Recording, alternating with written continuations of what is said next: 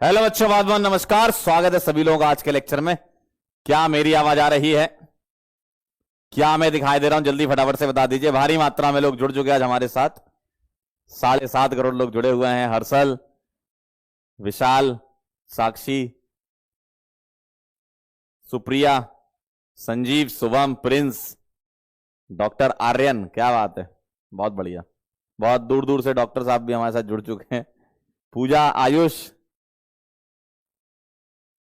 ओम। हाँ भाई, सबने रिवाइज कर लिया? पीछे का सारा पोर्शन आपका तैयार है? पीछे का सारा पोर्शन आपका तैयार हो तो बता दो। तो अब हम स्टार्ट करने जा रहे हैं हमारी लास्ट कॉलिगेटिव प्रॉपर्टी, जिसका नाम है ऑस्मोटिक प्रेशर। ठीक है, रेडी? रिवाइज करके आयो कि नहीं आयो, ये बताओ। रिवाइज करके आयो कि नहीं? सारा बैकलॉग क्लियर है कि नहीं आपका?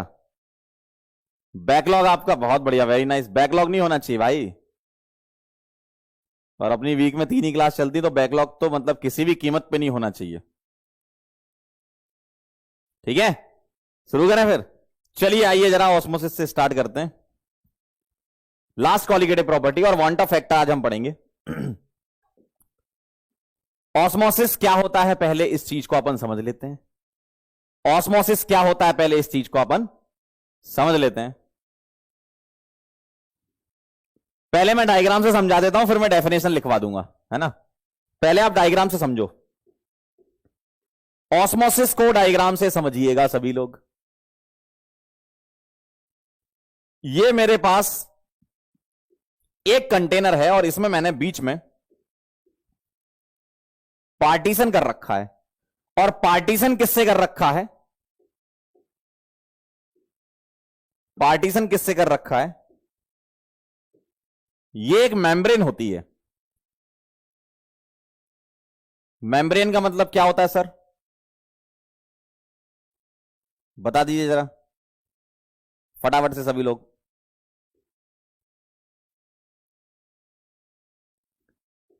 ये एक मेम्ब्रेन लगा रखी है। मेम्ब्रेन का मतलब क्या होता है? मेम्ब्रेन हमारी नेचुरल भी हो सकती है और हम बना भी सकते हैं, सिंथेटिक मेम्ब्रेन भी हम बोल सकते हैं। जस्ट लाइक फिल्टर पेपर जैसा होता है कि कुछ मॉलिक्यूल पास होते हैं, कुछ मॉलिक्यूल पास नहीं होते हैं, है ना। तो हमारे पास ये समझ लो कि एक ऐसी दीवार है जिसमें होल्स हैं या पोर्स हैं, है ना। ऐसी दीवार है जिसमें क्या है? पोर्स।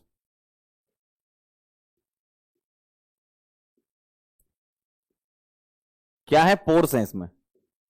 और ये पोर का साइज जो है वो कुछ इस तरीके से होता है कि कोई एक पर्टिकुलर टाइप के पार्टिकल इसमें से पास हो पाए और दूसरे टाइप के ना हो पाए। मतलब एक तरीके से सेपरेशन है। ठीक है, तो ये जो मेम्ब्रेन है इसका नाम होता है एसपीएम। एसपीएम जिसका फुल फॉर्म है semi permeable. Semi permeable membrane होती है बेटा ये।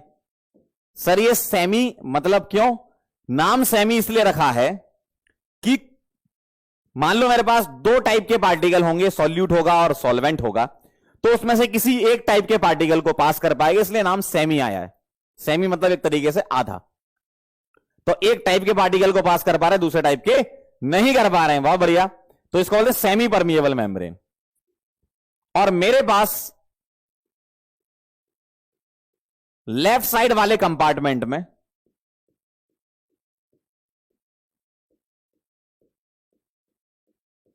मैंने मान लिया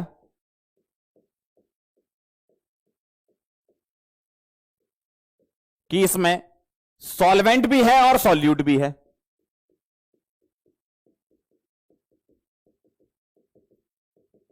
ठीक है, इसमें सॉल्वेंट सॉल्यूट दोनों है।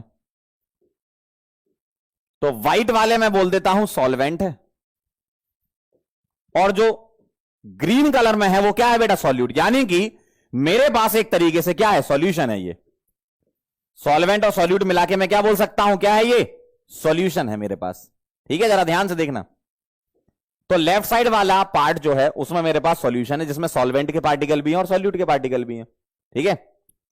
और राइट साइड मेरे पास सिर्फ सॉल्वेंट है।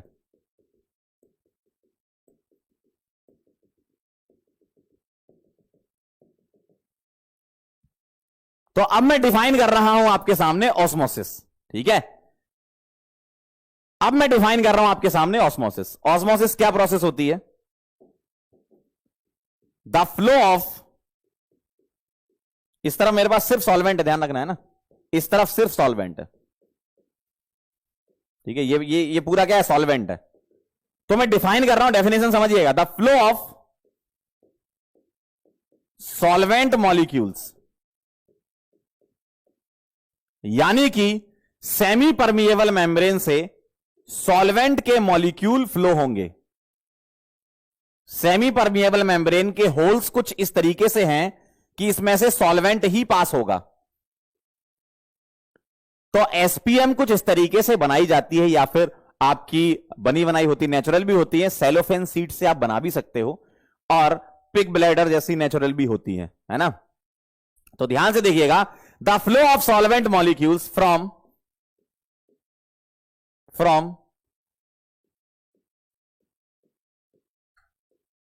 Lower concentration to higher concentration. Sir lower concentration क्यों बोली? यहां पर सॉल्यूट है ही नहीं, या फिर होगा भी तो बहुत कम अमाउंट बोल सकते हो, ठीक है। यहां सॉल्यूट है ही नहीं, अगर 100% तो चीजें वैसे भी परफेक्ट नहीं होती है, तो हम ऐसा मान लेते हैं कि चलो एक दो पार्टिकल, दो चार पार्टिकल सॉल्यूट के हैं ना, तो मैं इसको बोलूंगा यहां पर क्या है? सॉल्यूट बहुत कम मात्रा में है, और यहां सॉल्यूट भारी भरकम मात्रा में है, तो ये लोअर कॉन्सेंट्रेशन वाला कंपार्टमेंट बोल सकता हूं, ये हायर कॉन्सेंट्रेशन वाला कंपार्टमेंट बोल सकता हूं। तो लोअर कॉन्सेंट्रेशन से हायर कॉन्सेंट्रेशन अगर सॉल्वेंट के मॉलिक्यूल फ्लो करते हैं तो उसको ऑस्मोसिस बोलते हैं, ठीक है। या मैं ऐसे बोल सकता हूं, और the flow of solvent molecule, the flow of solvent molecules from solvent side, मतलब राइट साइड, जो मैंने अपने डायग्राम में माना है ना, सॉल्वेंट साइड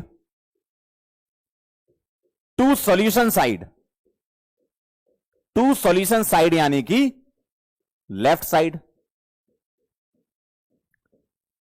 तो सॉल्वेंट मॉलिक्यूल का फ्लो कहां से कहां हो रहा है भाई साहब? राइट साइड से लेफ्ट साइड हो रहा है, ठीक है। राइट साइड से लेफ्ट साइड हो रहा है, ठीक, सही है।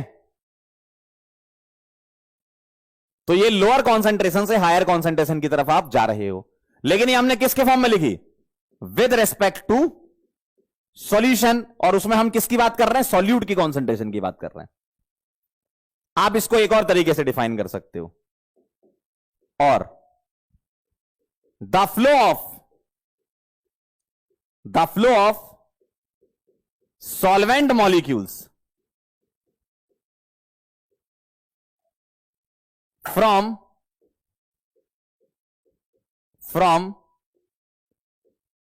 Higher solvent concentration, from higher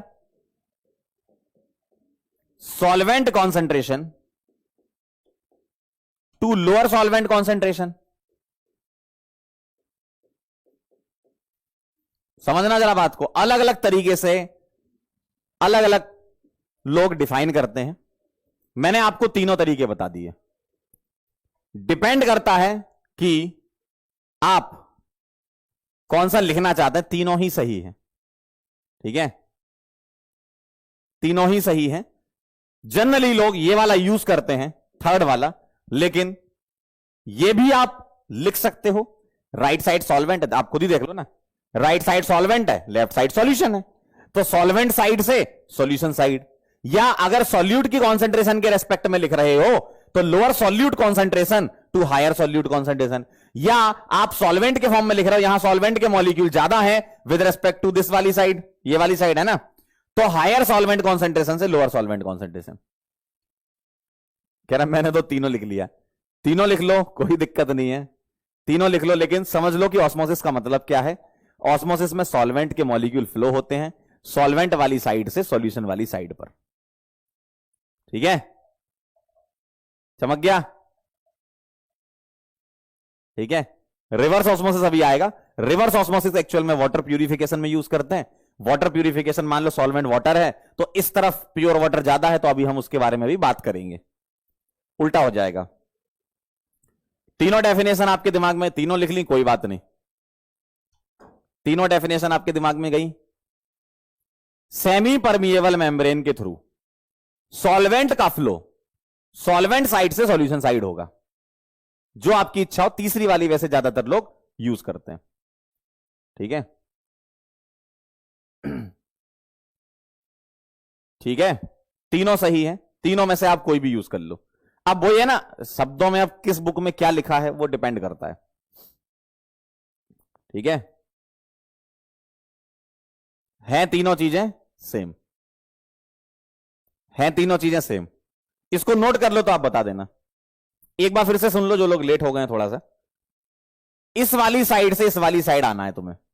solvent के मॉलिक्यूल का एसपीएम के थ्रू मूवमेंट करवाना है भैया। जी हां, तो मूवमेंट जब होगा सॉल्वेंट से सॉल्यूशन की तरफ तो हम उसको बोल देते हैं ऑस्मोसिस। फटाफट से इसको नोट कर लीजिए, हम साइड हो जाते हैं। तब तक जल्दी से डायग्राम बनाएं सभी लोग, और डायग्राम बनाने के बाद मेरे को बता दें।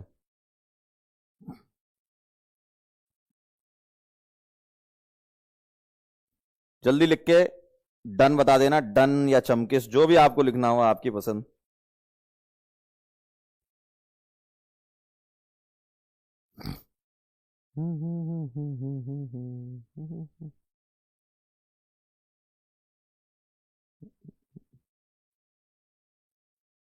एक कह रहा है कि एनसीईआरटी में क्या लिखा है। एनसीईआरटी में उन्होंने डाइल्यूट और कॉन्सेंट्रेटेड सॉल्यूशन के रेस्पेक्ट में लिख रखा है। जो मैंने शब्द लिखे हैं ना वही सेम ही है। उन्होंने डाइल्यूट से कॉन्सेंट्रेटेड बोल रखा है, बात बराबर है। डाइल्यूट सॉल्यूशन का मतलब यहां पर सॉल्यूट कम है, सॉल्वेंट ज्यादा है, और कॉन्सेंट्रेटेड सॉल्यूशन मतलब यहां पर सॉल्यूट के मॉलिक्यूल ज्यादा आ गए। तो हम, अगर आप चाहते हो कि सर डाइल्यूट और कॉन्सेंट्रेटेड सॉल्यूशन लिख दो तो मैं लिख देता हूं लो। तो डाइल्यूट से कॉन्सेंट्रेटेड सॉल्यूशन की तरफ, डाइल्यूट सॉल्यूशन से कॉन्सेंट्रेटेड सॉल्यूशन की तरफ फ्लो होता है, अगर मैं एनसीईआरटी की लाइंस की बात करूं। बात वही है, सारी चीजें सेम है यार, है ना, सारी चीजें सेम है। चलें आगे, फटाफट से मुझे बता दो, फटाफट से बता दो। डाइल्यूट सॉल्यूशन का मतलब यहां सॉल्यूट कम, सॉल्वेंट बहुत ज्यादा है तो डाइल्यूट सॉल्यूशन बोलोगे, और उधर सॉल्यूट अच्छा खासा अमाउंट में, है ना। तो आप ऐसे ही बोल सकते हो, the flow of solvent molecule from dilute solution to concentrated solution. बिल्कुल, सॉरी स्क्वायर, सॉरी क्यूब, रख दो भाई। डन डन डन डन, चलिए बहुत बढ़िया। अब ये ऑस्मोसिस के कुछ एग्जाम्पल होते हैं, ऑस्मोसिस के कुछ एग्जाम्पल होते हैं। आप लोगों को पता है, ये नाम सुने इन सबके। ऑस्मोसिस के कुछ एग्जाम्पल है कि जो आम है उससे अचार बन जाता है ना, श्रीवल्ली। देखो, जब ब्राइन सॉल्यूशन, ब्राइन सॉल्यूशन क्या होता है, NaCl का सॉल्यूशन होता है। जब रॉ मैंगो उसमें डालते हैं तो ड्यू टू ऑस्मोसिस उसमें से आप ये समझ लो कि सारा सॉल्वेंट बाहर हो जाता है और सिर्फ आपको मिलता है क्या, अचार। मतलब पिचक जाता है, वो श्रिंक हो जाता है, ये समझ लो। और जो फ्लावर्स हैं अगर वो फ्रेश वाटर में रख दिए तो ड्यू टू ऑस्मोसिस वो दोबारा से खिल जाते हैं। सृष्टि कह रही आम का अचार। और ब्लड सेल जो है वो कोलैप्स हो जाती हैं जब NaCl के ब्राइन सॉल्यूशन में उसको डालते हैं। तो ये एग्जांपल्स, मतलब एक तरीके से समझ लो कि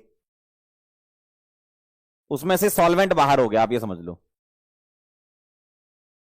पानी उड़ गया। बहुत बढ़िया। तो ये एग्जांपल्स अगर आपको लिखना चाहो तो आपकी इच्छा, बस मैं जस्ट एग्जांपल दे रहा था क्योंकि ये आपकी आम जिंदगी के एग्जांपल हैं। जो आपने देखा होगा, कह रहे साइड हो जा, ले साइड हो गए। अच्छा, लिखते सारी चीजें हो तुम, एक एक लाइन, गजब लिखते हो यार। एक कह रहा आपकी शादी हो गई क्या? भाई तुझे मेरी शादी से मतलब है कि ऑस्मोसिस पढ़ने से मतलब है? कह रहे बायोलॉजी में पढ़ा है, बहुत बढ़िया, वेरी नाइस। कटहल का अचार, आम का अचार, कद्दू का अचार, बहुत बढ़िया, वेरी गुड। लिख लो तो बता देना।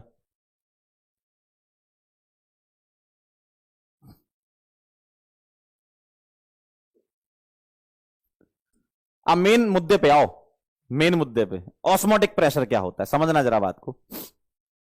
मेन मुद्दा देखो जरा, ऑस्मोटिक प्रेशर क्या होता है, ध्यान से देखिएगा, ध्यान से देखिएगा, ध्यान से। जो ऑस्मोसिस की प्रक्रिया आपकी हो रही थी,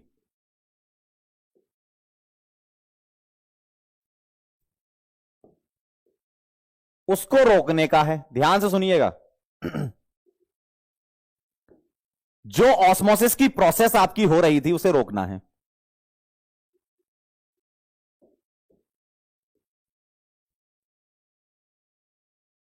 ये पिस्टन लगा हुआ है आपके पास, ठीक है, क्या लगा है? पिस्टन बेटा, पिस्टन बेटा, ए पिस्टन बेटा,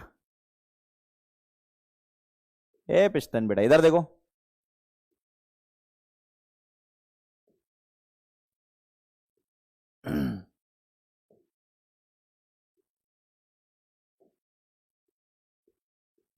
ये एसपीएम है, इसमें क्या है?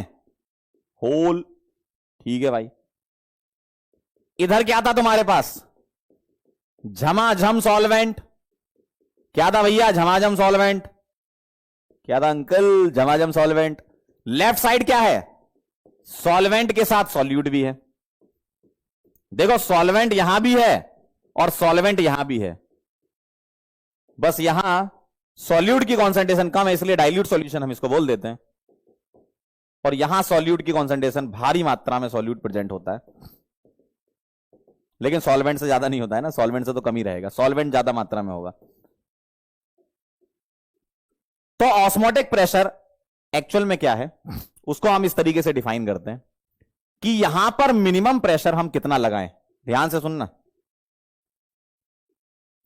यहां पर मिनिमम प्रेशर हम कितना लगाएं कि जो सॉल्वेंट के मॉलिक्यूल पास हो रहे थे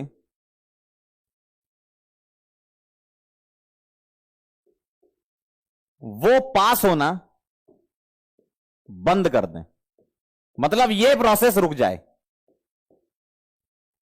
मतलब मिनिमम प्रेशर हम यहां कितना अप्लाई करें उसको हम बोलते हैं पाई, और उसको हम ऐसे भी डिफाइन कर सकते हैं कि भाई साहब पीएटीएम इधर लगेगा, पीएटीएम इधर भी लगेगा, तो पीएटीएम प्लस पाई बोल सकते हो अगर यहां पर पीएटीएम लग रहा है तो, क्योंकि पीएटीएम तो सभी जगह समान लगेगा, सेम लगेगा, तो पीएटीएम यहां तो पीएटीएम यहां भी लगेगा, इस साइड भी, दोनों कंपार्टमेंट में पीएटीएम लग रहा है, तो एक्स्ट्रा प्रेशर हम कितना लगाएं, जिसको हम जनरली पाई लिख देते हैं। तो अगर मैं डिफाइन करूं, डेफिनेशन समझना, ये वाली बात समझ गए, कि हम अगर सॉल्यूशन वाली साइड पर कितना प्रेशर लगाएं कि जो प्रोसेस तुम्हारा हो रहा था वो बंद हो जाए। प्रोसेस क्या हो रहा था? ऑस्मोसिस का। तो मैं डिफाइन कर रहा हूं क्या? The minimum pressure, the minimum pressure which must be applied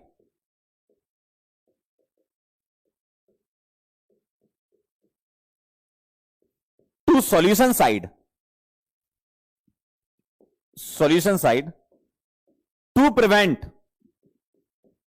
prevent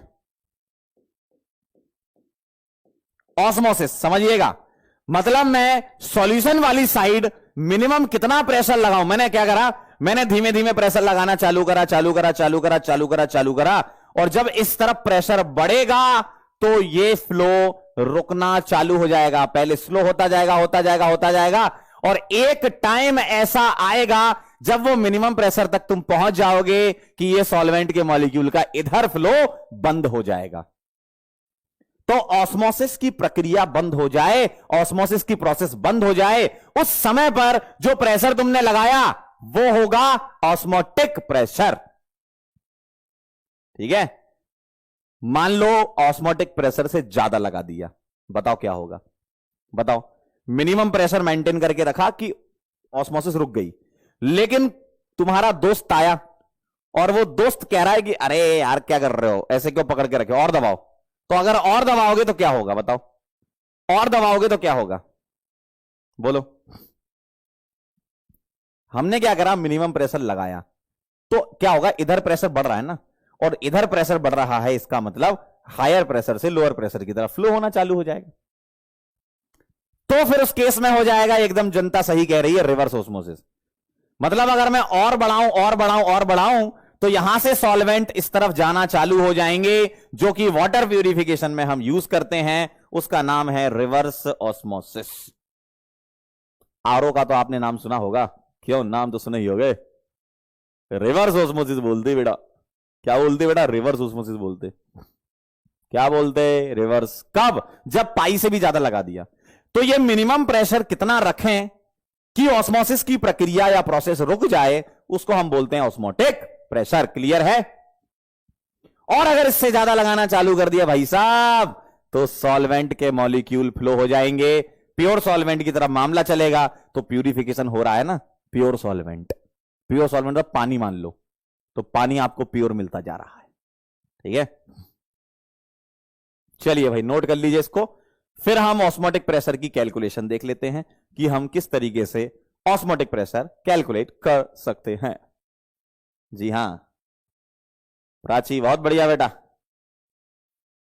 हर्षित कह रहे हैं बायो में पढ़ा, बहुत सही, वाह वाह वाह, बहुत बढ़िया। एक्वागार्ड, वाह वाह, यहाँ कंपनियों के प्रचार हो रहे हैं भाई। कैंट आरो। चलो लिख लो तो मेरे को बता देना। पागल लोग हैं भाई इस बैच में, जल्दी से लिख लो तो बता देना।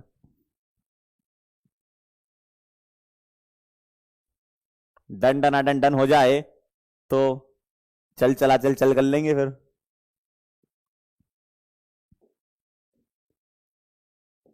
आइए जरा ऑस्मोटिक प्रेशर कैसे कैलकुलेट करते हैं। प्रेशर जो है वो कॉन्सेंट्रेशन के डायरेक्टली प्रोपोर्शनल होता है। जितना कॉन्सेंट्रेशन होगा उतना ज्यादा आपको प्रेशर अप्लाई करना पड़ेगा, और प्रेशर टेम्परेचर के डायरेक्टली प्रोपोर्शनल आप जानते ही हो बचपन से। तो अगर मैं इन दोनों क्वांटिटी को एक साथ मर्ज करूं तो pressure is directly proportional to CT. ये पाई है ऑस्मोटिक प्रेशर, और प्रोपोर्शनलिटी हटाते हैं तो यहां पर एक कांस्टेंट इंट्रोड्यूस करते हैं आर, तो हम लिखते हैं pi is equal to CRT. Sir ये क्या क्या है आपका ध्यान से देखना। पाई यूजुअली हम एटीएम में निकालते हैं, ठीक है, ये क्या है ऑस्मोटिक प्रेशर। पाई जो यूजुअली एटीएम में निकालते हैं, ऑस्मोटिक प्रेशर, ऑस्मोटिक प्रेशर। सी है कॉन्सेंट्रेशन, कॉन्सेंट्रेशन मोल पर लीटर। आर है गैस कांस्टेंट, गैस कांस्टेंट जो होता है 0.082, जिसको हम 1/12 लीटर एटीएम पर मोल केल्विन में रखते हैं, और तापमान जो है टेम्परेचर वो केल्विन में रखते हैं। बड़े सिंपल टाइप के सवाल आपके इसमें हुआ करते हैं। तो pi is equal to CRT से आप निकालते हो ऑस्मोटिक प्रेशर। सर ये इक्वेशन थोड़ी देखी देखी लग रही है, PV is equal to NRT जैसे गैस के लिए लगाते हैं ना, सिमिलर उसी टाइप की इक्वेशन है, सिमिलर उसी टाइप की इक्वेशन है। तो pi is equal to CRT से आप कैलकुलेशन किया करते हो। लेकिन अगर कभी प्रेशर आपको MM of H G, CM of H G में दे रखा हो तो ये कन्वर्जन आपको पता होना चाहिए। 1 ATM is equal to 760 millimetre of mercury, ये आप जानते हो। 76 सेंटीमीटर ऑफ मरकरी ये प्रेशर की यूनिट है, 760 टॉर। तो ये कुछ यूनिट आपको पता होनी चाहिए। और 1 एटीएम नियरली 1 बार के बराबर होता है, और 10 की पावर 5 न्यूटन पर मीटर स्क्वायर। लेकिन उतनी सारी यूनिट नहीं, बस ज्यादा से ज्यादा आपसे एटीएम या ज्यादा से ज्यादा ये एमएफएच या टॉर। ठीक है, ठीक है। रिया कह रही है एन बाई वी की जगह सी हो गया, बिल्कुल से वही है, मतलब उसी टाइप का ही रिलेशन है ना, उसी टाइप का रिलेशन है। एक बच्चा कह रहा है सर दोनों तरफ सॉल्वेंट लिखा है आपने, सॉल्यूट लिखना मैं भूल गया, लिख लो यहां पे सॉल्वेंट प्लस सॉल्यूट, है ना, सही है, चलो बहुत बढ़िया, बता दिया करो मुझे ऐसे। चलो pi is equal to CRT हो गया ये, फटाफट से इसको लिख लो, फिर तुरंत न्यूमेरिकल करते हैं, न्यूमेरिकल ही होते हैं यार, है ना।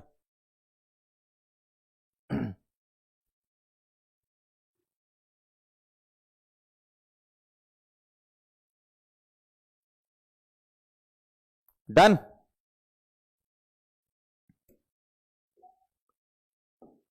अब ध्यान से सुनिएगा,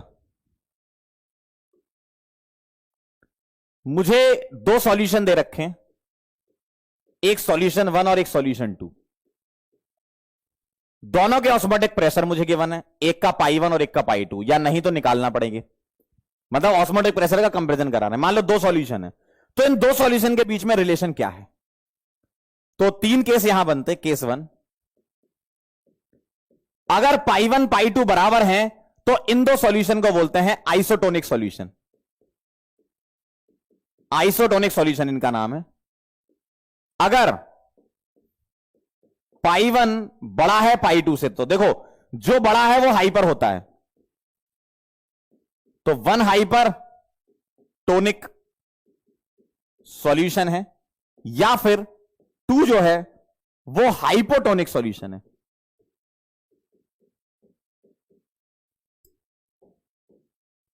और तीसरा केस बनता है कि अगर पाई 1 छोटा है पाई 2 बड़ा है, तो हम बोलते हैं 1 हाइपोटोनिक सॉल्यूशन है और 2 वाला हाइपरटोनिक सॉल्यूशन है। तो कभी कभी ये रिलेशन भी पूछा जा सकता है कि बताओ दो सॉल्यूशन में क्या रिलेशन है, एक का ऑस्मोटिक प्रेशर 5 एटीएम है, दूसरे का 10 है, तो 5 वाला हाइपो 10 वाला हाइपर, सिंपल सा, सही है। तो आपको यह चेक करना आना चाहिए कि अगर दो सॉल्यूशन हैं तो उसमें कौन सा हाइपर है और कौन सा हाइपो है, इतना अगर तुम बता दोगे तो बढ़िया 4 नंबर मिल जाएंगे, ठीक है।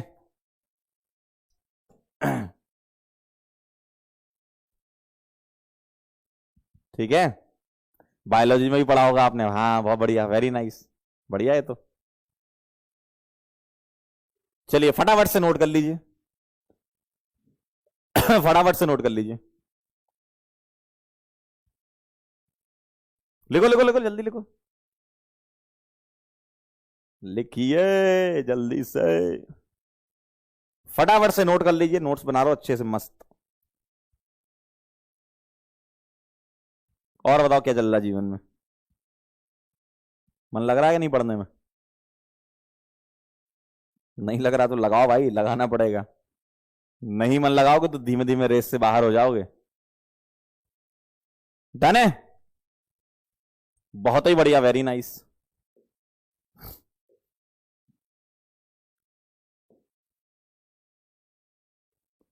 सवाल करते हैं रिवर्स ऑस्मोसिस, अभी थोड़ी देर बाद सवाल करने के बाद कर लेंगे, ठीक है। पहले अपन कुछ सवाल कर लेते हैं, अच्छा लगेगा आपको, फिर रिवर्स ऑस्मोसिस समझ लेंगे हम। चलो पहला सवाल आपके सामने, आपकी स्क्रीन पर, जल्दी से बताइए। The passing of solvent particle through SPM is called osmosis, electrodialysis, plating, electrophoresis. बताओ, ये तो बस ऑप्शन बनाने के लिए कर दिया, आपको इतना तो पता चली गया ऑस्मोसिस ही आंसर है। बाकी ये सरफेस केमिस्ट्री में हम पढ़ेंगे, ये सरफेस केमिस्ट्री में हम पढ़ेंगे,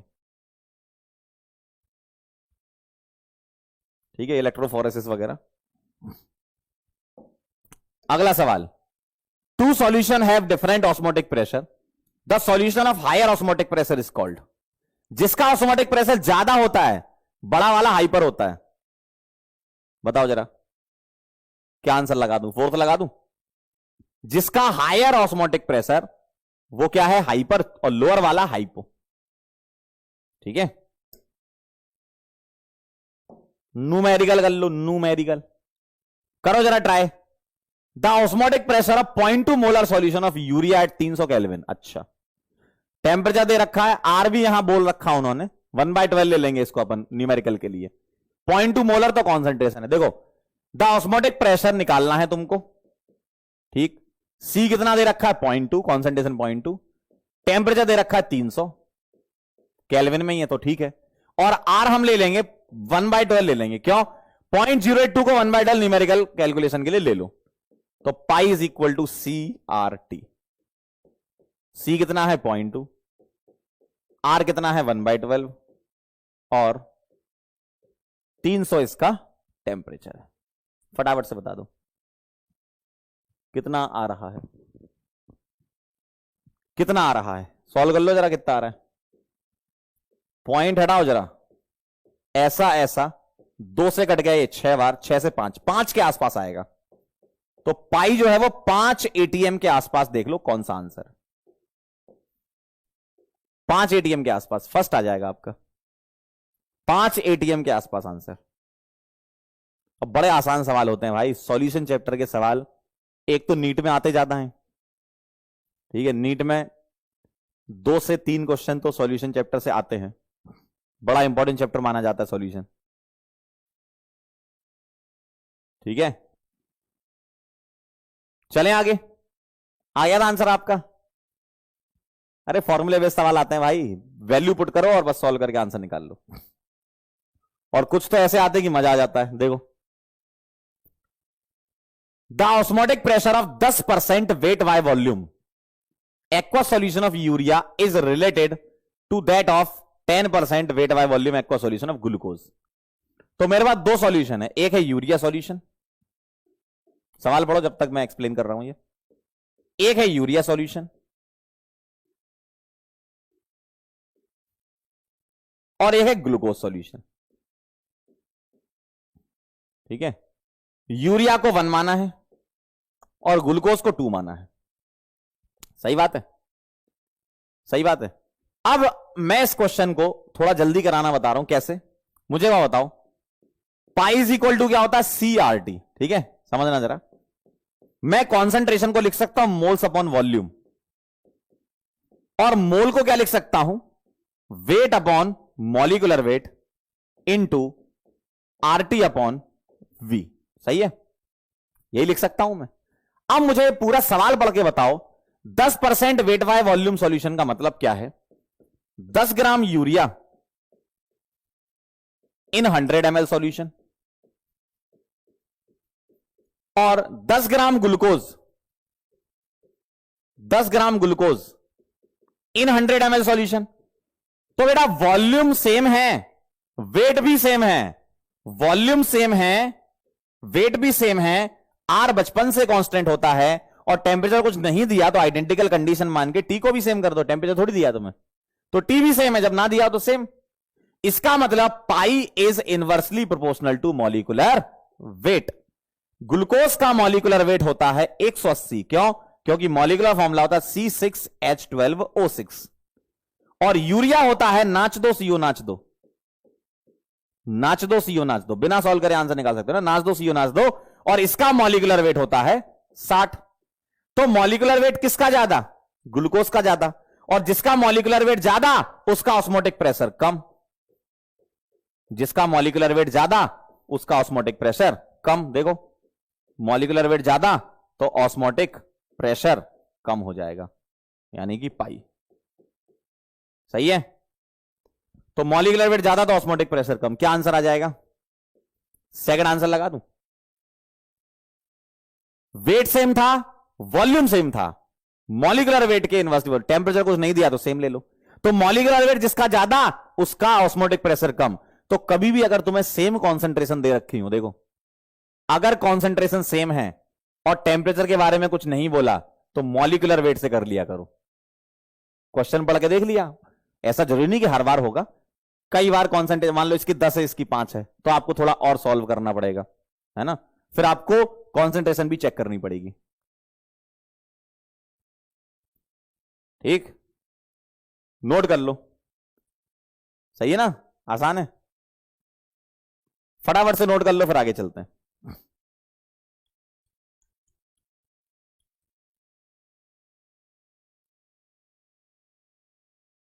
फटाफट से सॉल्व कर लो, बस ये देख लेना, देखो क्वेश्चन जल्दी भी तो करना आना चाहिए ना तुम्हें, अगर ये कॉन्सेंट्रेशन सेम है तो मॉलिक्यूलर वेट से कर लिया करो, ये सीधा ये लग जाएगा। अगर कॉन्सेंट्रेशन सेम दे रखी है तो, अगर नहीं दे रखी है तो कॉन्सेंट्रेशन निकाल के कंपेयर करा लेंगे। जल्दी से नोट करो फिर आगे चलते हैं। काफी लोगों ने बना लिया होगा, मेरे ख्याल से बना लिया था क्या आप लोगों ने? कई लोग तो बड़े तेज हैं, ऐसा नहीं है, कुछ लोग तो बड़े तेज हैं। कुछ तो क्वेश्चन में ऐसे फंसे रहते हैं कि निकल ही नहीं पाते, ज्यादा सोचते हैं। ओवर थिंकिंग नहीं करनी भाई, सवाल जितनी इज्जत डिमांड करता है उतनी देना है बस। सवाल जितनी इज्जत डिमांड करता है बस उतनी ही देना है। चलें आगे, अगला सवाल, नेक्स्ट क्वेश्चन, नेक्स्ट क्वेश्चन, चलें आगे। अब बोल रहे हैं कि 5% solution of cane sugar, cane sugar sucrose होता है ना, C12H22O11 is isotonic with 0.877% of X. कोई भी और सॉल्यूशन हो सकता है। The molecular weight of substance X is. मुझे एक बात बताओ, यहां कुछ लिखा है क्या उन्होंने? नहीं लिखा। अगर नहीं लिखा है, सवाल ऑस्मोसिस का है, तो वेट अपॉन वॉल्यूम लेना है। अगर नहीं लिखा है और सवाल ऑस्मोसिस का है, इतना तो पढ़ के समझ में आ ही जाएगा, तो वेट बाय वॉल्यूम लेना है, वेट बाय वॉल्यूम लेना है। तो क्या कहना है उनका सवाल, फिर से पढ़ेंगे। A 5% weight by volume solution of cane sugar is isotonic with 0.877 weight by volume of X। molecular weight निकालना है X का। आइसोटोनिक का मतलब क्या है? पाई1 और पाई2 बराबर होंगे। पाई1 लिख सकता हूं C1RT is equal to C2RT। क्यों? टेम्परेचर के बारे में कुछ नहीं बोला है, कांस्टेंट ले लेंगे, और R तो बेटा बचपन से ही कांस्टेंट होता है, सही है। तो यहां से आरती को अलग कर दो। C1 को लिख रहा हूं N1 अपॉन V1 और इसको लिख रहा हूं N2 अपॉन V2। और V1 V2 बराबर है, क्यों? परसेंटेज को डिफाइन करोगे तो कैसे लिखोगे? 5 gram cane sugar in 100 ml solution, percentage rate by volume को, सही है। और 0.877 gram, 0.877 gram X in 100 ml solution. तो V1 और V2 दोनों ही बराबर है, ये V1 है ये V2 है, दोनों ही बराबर है, उड़ा देंगे। तो N1 और N2 बराबर है, सही है। N1 N2 बराबर है, और N1 N2 बराबर है, मतलब W1 अपॉन M1 is equal to W2 upon molecular weight of 2, MW2। W1 कितना है? 5 ग्राम। केन सुगर है 342 होता है इसका मॉलिक्यूलर वेट, सुक्रोज का 342 होता है। आप धीमे धीमे याद भी हो जाएगा, तो मैं निकाल भी सकते हो C12H22O11 से। दूसरे का वजन कितना है? 0.877 अपॉन मॉलिक्यूलर वेट सेकंड का आपको निकालना है। तो मॉलिक्यूलर वेट सेकंड आपका आ चुका है 0.877 इंटू 342 डिवाइडेड बाय 5। सॉल्व कर लें इसका और आंसर मेरे को बता दें इनमें से क्या आ रहा है।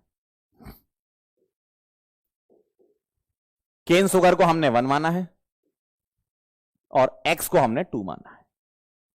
चेक कर लें जरा, कॉन्सेप्ट समझ में आया? क्या लगाया है? आइसोटोनिक थे तो दोनों का प्रेशर बराबर कर दिया, आइसोटोनिक थे दोनों का प्रेशर बराबर कर दिया, और दोनों का प्रेशर बराबर किया तो C1RT और C2RT बराबर, क्यों? टेम्परेचर कुछ बोला नहीं है तो कांस्टेंट है, RT से RT उड़ा दिया। C1 लिखा N1 अपॉन V1, C2 लिखा N2 upon V2, V1 V2 भी उड़ा दिया। क्यों? क्योंकि जब तुम इसको डिफाइन करते हो ना तो 100 ml के लिए डिफाइन करते हो, यानी कि 100 ml सॉल्यूशन ये लिया होगा, 100 ml ये लिया होगा, वॉल्यूम सेम है। पहले वाले का भी 100 ml है, दूसरे वाले का भी 100 ml है। 58 आंसर आ रहा है।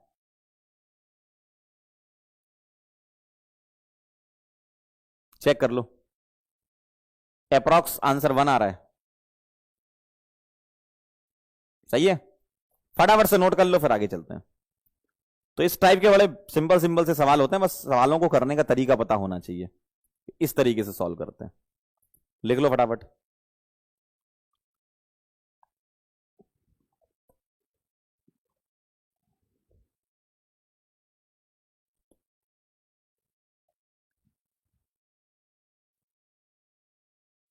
अप्रोक्सीमेटली फर्स्ट है ना, 58.9।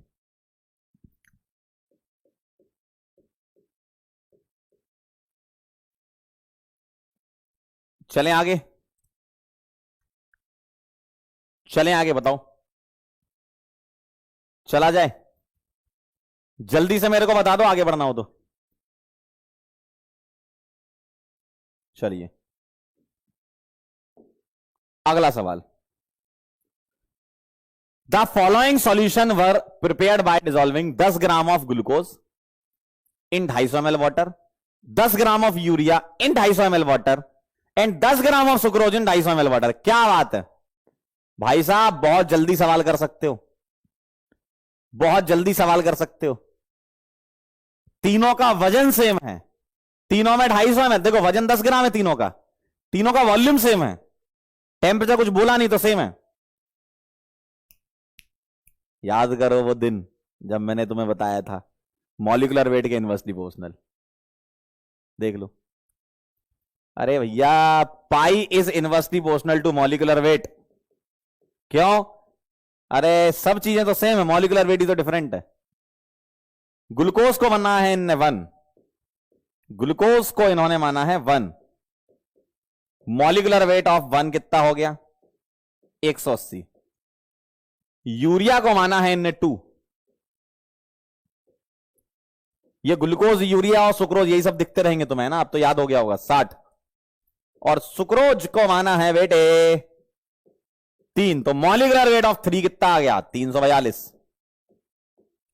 जिसका मॉलिक्यूलर वेट ज्यादा उसका ऑस्मोटिक प्रेशर कम, तो मॉलिक्यूलर वेट का ऑर्डर लिख लो सबसे पहले, तो मॉलिक्यूलर वेट 3, फिर मॉलिक्यूलर वेट 1, फिर मॉलिक्यूलर वेट 2, यानी कि इसका उल्टा कर दो, तो इन्होंने P माना है ना, तो P3, P1 और P2 ऐसा आएगा। देख लो एरो उल्टे कर दिए मैंने, मतलब अगर तुम इसको डिक्रीजिंग ऑर्डर लिखोगे तो P2, P1 और P3 ये आ जाएगा 213। थर्ड आंसर है, थर्ड आंसर है, आ गया। सर ये कैसे लिखा, ये कैसे लिखा सर? अरे सर नहीं देखे हो, pi is equal to C R D, mole upon volume R T, और इसको लिखा weight upon molecular weight into R T by V. सब कुछ कांस्टेंट है सिवाय मॉलिक्यूलर वेट के, सब कुछ कांस्टेंट है सिवाय मॉलिक्यूलर वेट के नोट कर ले फटाफट से लिख लीजिए। ओ ओ ओ ओ ओ क्लियर, क्या बात है। सबसे ज्यादा मॉलिक्यूलर वेट होता है सर सुक्रोज का, और सुक्रोज का मॉलिक्यूलर वेट सबसे ज्यादा, तो उसका ऑस्मोटिक प्रेशर तो सबसे कम ही होगा ना। फिर इतना इजी भाई, इतने ही इजी आते हैं यार एग्जाम में, कैसी बातें कर रहे हो। अगर तुम्हें फॉर्मूले पता है आराम से आप सॉल्व कर सकते हो, तो एक पेज में सारे फॉर्मूले लिख लेना आप, है ना। चलूं क्या आगे, बढ़ूं क्या आगे, बोलो भाई, चमकिस के नहीं कह रहे हैं इतना इजी। अरे इतना इजी आता है यार, कैसी बातें कर रहे हो। रिवर्स ऑस्मोसिस क्या कहती है कहानी, रिवर्स ऑस्मोसिस क्या कहती है? तो एक काम करते हैं ना, जादू करते हैं ना, जादू जादू। चलो दोबारा बना लेते हैं यार, नहीं तो फिर तुम कहोगे सर आपने तो, मैं तो इसको कॉपी पेस्ट करना चाह रहा था और यहां मैं प्रेशर पाई से ज्यादा लगाया था, इधर कर देता, लेकिन कोई नहीं, कर दें क्या? चलो यार तुम भी क्या याद रखोगे, तुमको दोबारा बनाना है। लेकिन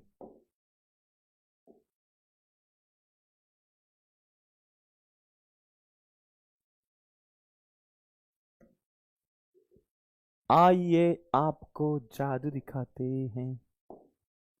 उ, उ, उ, उ, उ, उ, उ, उ।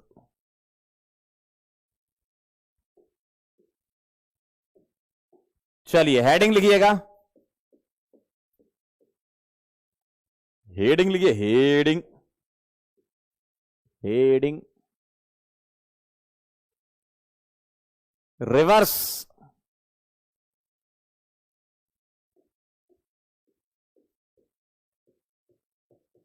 ओस्मोसिस,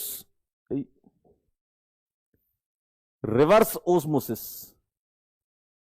चलिए भाई आइए जरा ध्यान दीजिए सभी लोग, क्या कहता है रिवर्स ओस्मोसिस। देखो रिवर्स ऑस्मोसिस ये कहता है कि यहां जो प्रेशर है, यहां जो प्रेशर है, अगर मैं इसको बढ़ा दूं, एक कह रहा है सर चीटिंग है, अरे यार हमारे पास पावर है तो हम तो लगाएंगे ना। पी, अगर मैं यहां इतना प्रेशर लगा दूं पी कि जो पाई से ज्यादा हो जाए, तो यहां प्रेशर बढ़ेगा, तो पता है क्या होगा, ये खेल ना उल्टा हो जाएगा,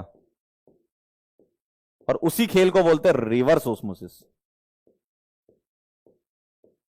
ये खेल हो जाएगा उल्टा, ऐसे जाएगा ये अब, और ऐसे जाएगा, इसका मतलब ये पानी, मान लो ये पानी है, तो पानी क्या हो रहा है, प्योर हो रहा है। क्यों? क्योंकि यहां पर प्योर सॉल्वेंट है। तो रिवर्स ऑस्मोसिस में क्या हो जाता है, ये वाटर प्यूरिफिकेशन में काम आता है, और P ग्रेटर देन पाई हो जाता है, तो रिवर्स ऑस्मोसिस हो जाता है। अगर मैं मिनिमम प्रेशर जिससे ऑस्मोसिस रुक रही थी उससे ज्यादा लगाना चाहूं, तो P greater than pi, then flow of solvent molecule, ऐसे लिख दो, then solvent molecule will flow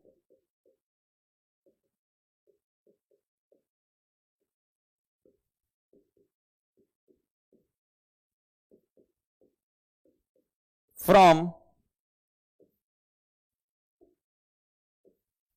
concentrated solution to dilute solution, to dilute solution, मतलब उल्टा हो जाएगा, तो ऑस्मोसिस का उल्टा हो जाएगा। ठीक है, ठीक है, तो रिवर्स ऑस्मोसिस हो जाएगी। इधर ये वाला पार्ट पता क्या होता है, ये होता है कॉन्सेंट्रेटेड सॉल्यूशन बोलते हैं इसको।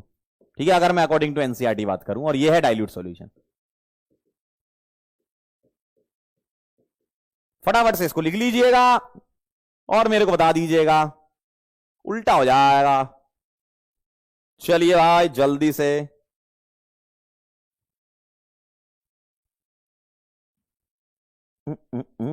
वाटर प्यूरिफिकेशन में यूज करते हैं इसको।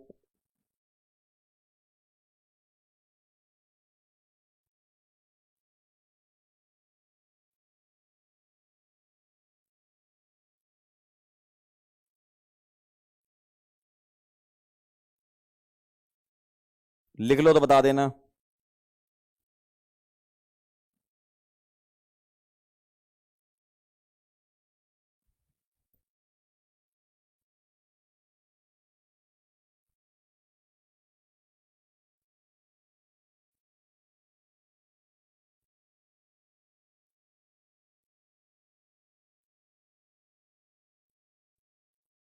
पक्का तुम लोगों ने भी कॉपी पेस्ट कर लिया क्या?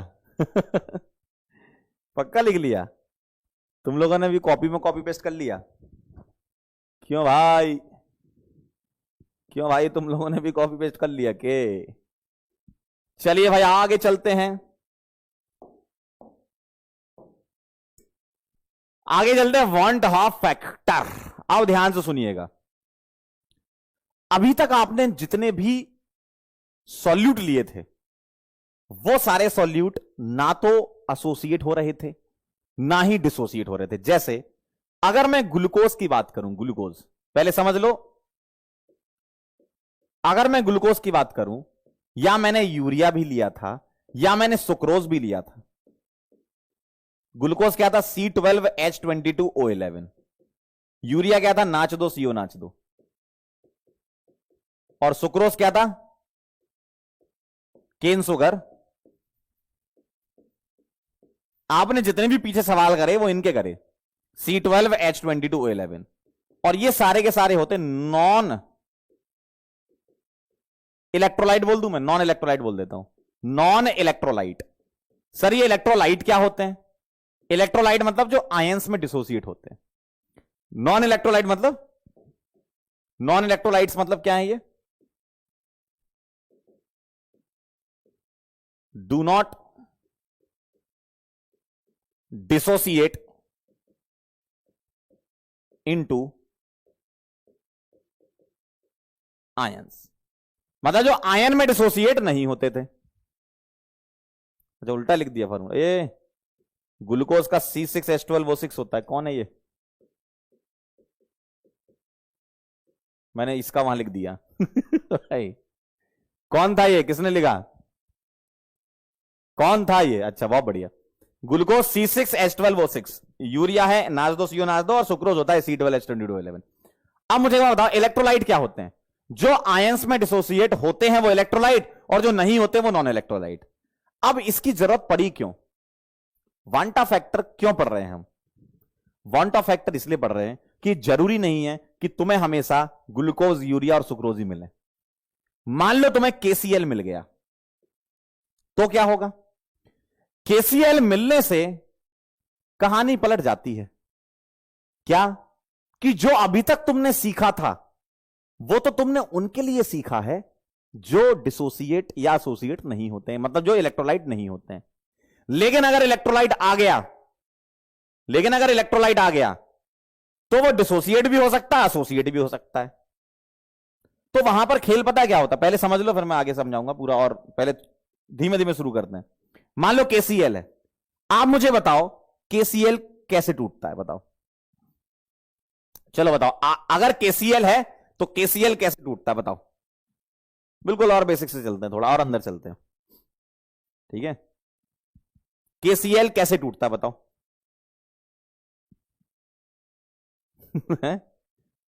K+ और Cl-, क्या बात है, बहुत बढ़िया।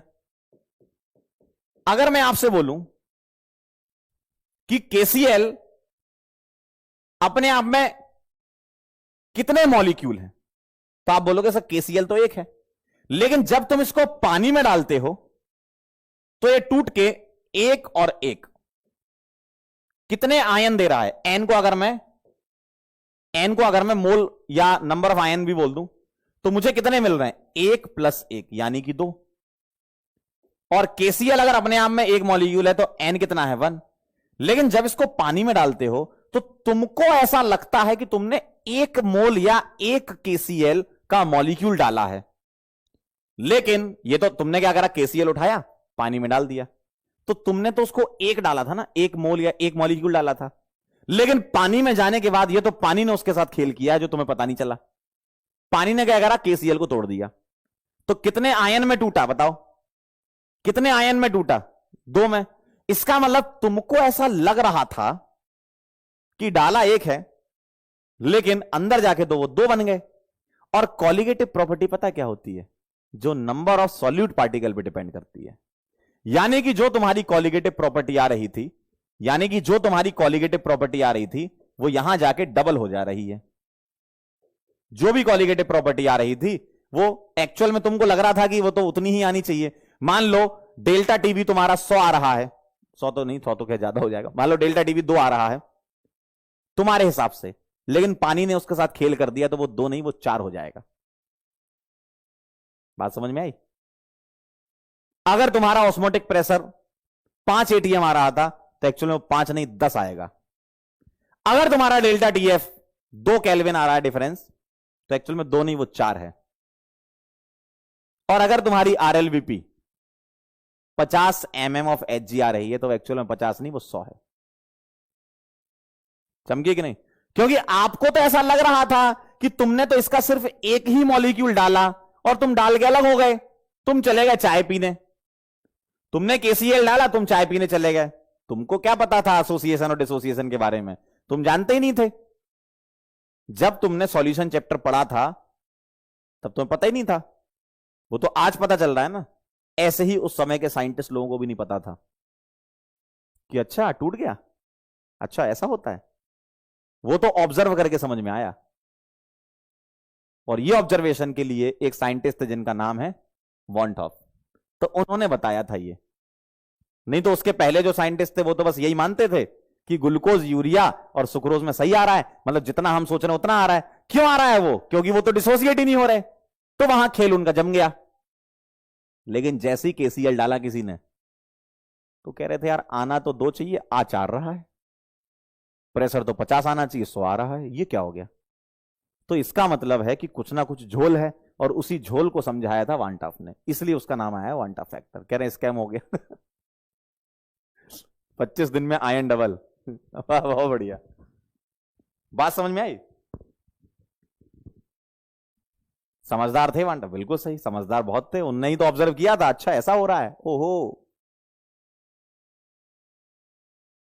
एक बार फिर सुन लो, एक बार फिर सुन लो। आप हो साइंटिस्ट, आओ जरा फिर से समझते हैं। आप हो साइंटिस्ट, आपकी लैब है ये, ठीक है, आपकी लैब है, लैब लैब है इसमें।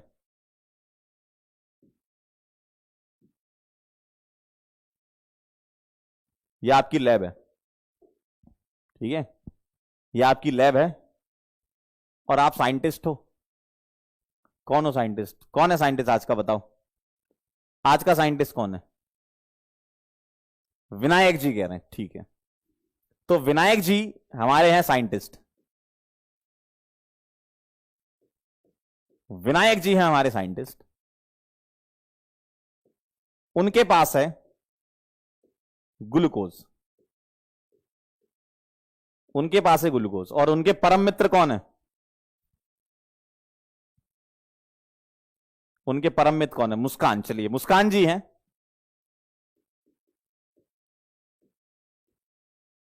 मुस्कान जी हैं, उनके पास है केसीएल। इन दोनों को यह लगता था, ध्यान से देखिएगा, इन दोनों को यह लगता था कि ग्लूकोज जो है वो अपने आप में एक मॉलिक्यूल है।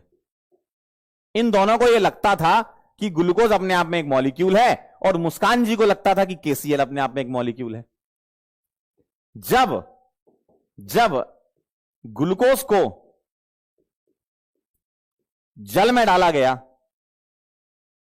और जब केसीएल को जल में डाला गया, ध्यान दीजिएगा जरा, है ना, मामला संगीन है, ठीक है, ध्यान से देखिएगा। जब ग्लूकोज को जल में डाला गया और कॉलिगेटिव प्रॉपर्टी निकाली गई, कॉलिगेटिव प्रॉपर्टी जैसे आरएलबीपी, ठीक है, elevation in boiling point, depression in freezing point, और ऑस्मोटिक प्रेशर। मान लो आरएलबीपी आई 10 mm ऑफ Hg,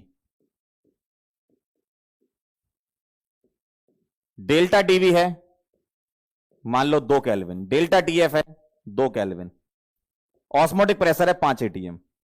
ये निकाल लिया गया, सपोज मैं ऐसे ही बता रहा हूं बस, है ना, एग्जांपल के तौर पे। तो जो आनी चाहिए थी वही आ रही है एक्सपेरिमेंटल कैलकुलेशन करके, ठीक है। और मुस्कान जी की जो कॉलिगेटिव प्रॉपर्टी आई, जैसे आरएलवीपी, डेल्टा टीबी, डेल्टा टीएफ और ऑस्मोटिक प्रेशर। आरएलवीपी मुस्कान जी ने बताई कि 10 आनी चाहिए ऐसी सपोज, लेकिन आई वो 20। डेल्टा टीबी उन्होंने बताया 2 आना चाहिए, लेकिन आया 4। डेल्टा टीएफ बताया 2 आना चाहिए, आया 4, और ऑस्मोटिक प्रेशर बोला 5 आना चाहिए, आया 10, ठीक है। ये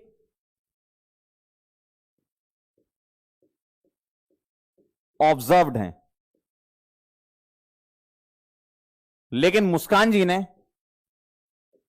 कैलकुलेट करी, तो कैलकुलेट करके उनके हिसाब से आरएलवीपी आ रही थी 10, डेल्टा टीबी 2, ऐसे कुछ डेटा रैंडम मान रहा हूं ना, 2, और ऑस्मोटिक प्रेशर 5।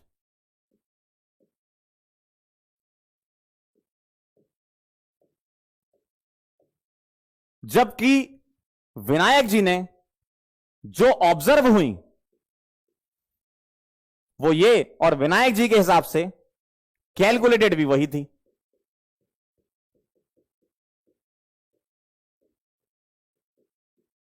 तो इसका मतलब क्या है?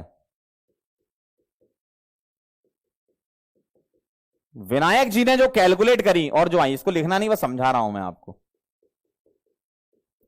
मतलब देखो जरा ध्यान से, विनायक जी ने जो कैलकुलेट करके बताई और जो फाइनल ऑब्जर्वेशन के बाद आई वो सेम थी,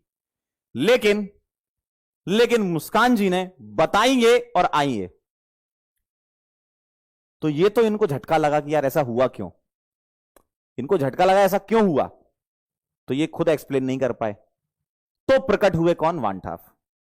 फिर उन्होंने बोला कि तुम्हारे साथ ऐसा इसलिए हो रहा है कि KCl जो है वो पानी में जाके K+ और Cl- देता है, जबकि ग्लूकोज पानी में जाके नॉन डिसोसिएटिव इलेक्ट्रोलाइट है ये, मतलब डिसोसिएट नहीं होता है। और अगर डिसोसिएट होता है तो तुम्हारे हिसाब से जो आयन तुम एक लेके चल रहे थे वो एक ना होके दो हैं, जबकि विनायक जी के केस में इसलिए फिट हो गया क्योंकि पहले और बाद में आयन एक ही है, मतलब अपन एक ही मॉलिक्यूल बोलेंगे उसको। तो ये लैब में खेल हुआ और वान टाफ प्रकट होकर विनायक जी और मुस्कान जी को बताए कि अच्छा इसलिए ऐसा हो रहा है, विनायक जी के साथ ऐसा इसलिए हो रहा है और मुस्कान जी के साथ ऐसा इसलिए हो रहा है। ठीक है, ठीक है, इसको नोट नहीं करना, बस ऐसे ही समझाने के लिए बता रहा था। ठीक है, और जैसे डिसोसिएशन होता है ना, जैसे डिसोसिएशन होता है ना, वैसे ही एसोसिएशन भी होता है।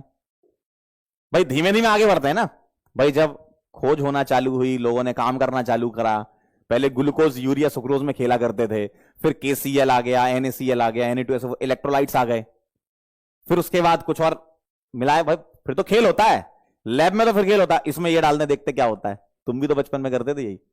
तो फिर ऐसा खेल खेला गया कि एसिटिक एसिड को डाला गया बेंजीन में, पानी में नहीं डाला, इसको बेंजीन में डाला, और एसिटिक एसिड को बेंजीन में डाल के कॉलिगेटिव प्रॉपर्टी चेक की गई, और ऐसा देखा गया कि बेंजीन में एसिटिक एसिड, बेंजीन में एसिटिक एसिड डाइमर बना रहा है। और ये पता कैसे चला? कॉलिगेटिव प्रॉपर्टी से। कैसे?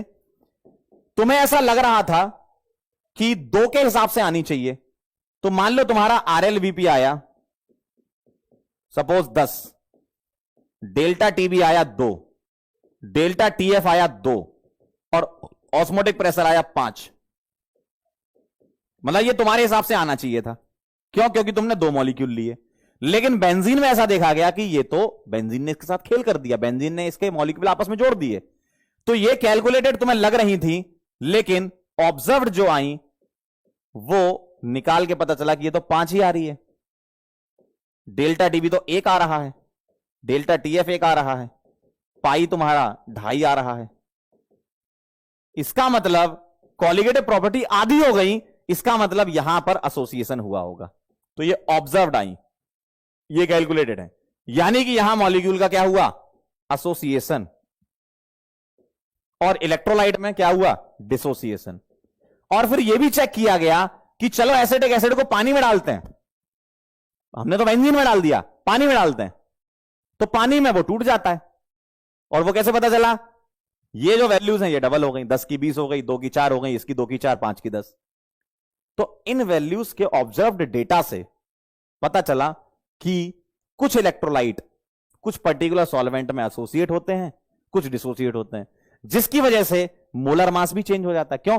तुमको ऐसा लग रहा था कि एसिटिक एसिड बेंजीन में आपने डाल दिया बस, तो मोलर मास तो 60 ही होना चाहिए ना, 60। एसिटिक एसिड का 60 होता है, लेकिन वो तो आपस में 2-2 मॉलिक्यूल के फॉर्म में एग्जिस्ट कर रहा है, यानी कि उसका मोलर मास 120 होता है। इसी को बोलते हैं एबनॉर्मल मोलर मास, है ना? इसी को बोलते हैं एबनॉर्मल मोलर मास। ठीक है। एक कह रहा है सर RLVP के आगे यूनिट क्यों लिख दी? हाँ वैसे नहीं लिखनी चाहिए, क्योंकि वो relative lowering in vapour pressure. 10 लिख लो, चलो हटा दो, वो तो मैं प्रेशर का सोच के यूनिट लिख रहा था। 10 लिख लो, कोई दिक्कत नहीं, आगे भी लिख लेते हैं, यहां से 10 लिख लो, क्योंकि वो प्रेशर का रेशियो है, तो ठीक है हटा देते यूनिट।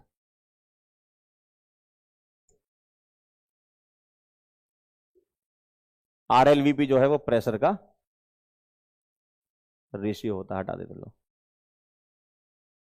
तो बात समझ में आई आपको क्या कह रहा हूं? अरे कहां चले गए? बात समझ में आई क्या कह रहा हूं? ये ऑब्जर्वेशन से पता चल रहा है कि कब क्या हो रहा है, ये ऑब्जर्वेशन से पता चला। और ये किसने काम किया? वान टाफ ने काम किया था इस पे। तो वान टाफ ने बोला देखो, बहुत सारे मॉलिक्यूल पानी में डिसोसिएट होते हैं। एक एग्जाम्पल जो आपके सिलेबस में निकाल के दिया गया है, एसिटिक एसिड या कोई भी कार्बोक्सिलिक एसिड भी चलेगा, एसिटिक एसिड का एग्जांपल दिया, बेंजीन में एसोसिएट होता है। तो बस ये 2 चीजें तुम्हें ध्यान रखनी है, ठीक है? दो चीजें ध्यान रखनी, ये तो मैं बेसिक समझा रहा था, मैं इसी को ही कॉपी पेस्ट कर रहा हूं, ठीक है, और इसको मैं हटा देता हूं। और अब मैं आपके सामने फाइनल वांटा फैक्टर समझा रहा हूं। ये तो मैं आपको बिल्कुल बेसिक से समझा रहा था कि ऐसा क्यों हो रहा है, क्या हो रहा है, ठीक है। तो एक काम करो, अभी आप इसको नोट कर लेना, मैंने तो खैर कॉपी कर लिया, इसको नोट करना है तुम्हें। मैं बता रहा हूं क्या नोट करना है, ठीक है। आपको ये नोट करना है, ये तो नोट कर लो, ये इंपॉर्टेंट है। ग्लूकोज लिख लो, यूरिया लिख लो, सुक्रोज लिख लो, ये नॉन इलेक्ट्रोलाइट होते हैं। और CH3COH जो है वो एसोसिएट हो जाता है। अभी कितना बजा?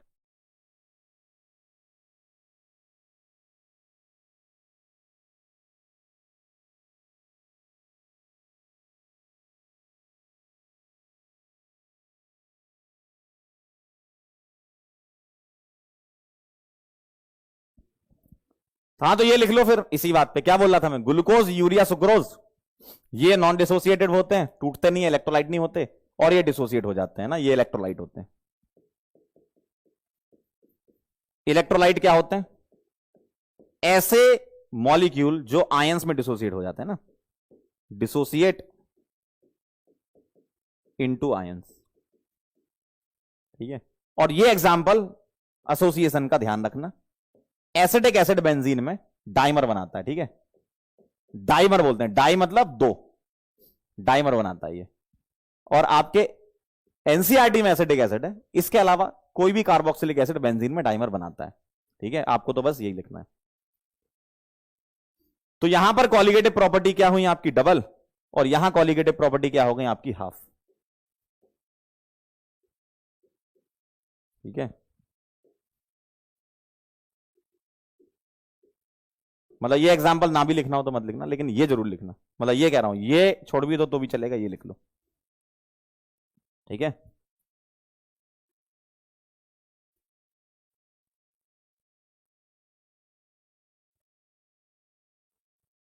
ठीक है, फटाफट से इसको लिख लो।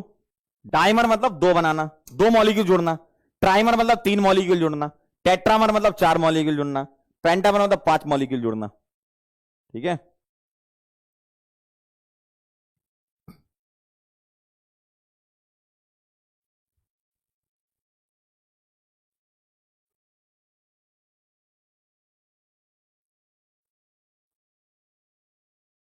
लिख लो तो बता देना।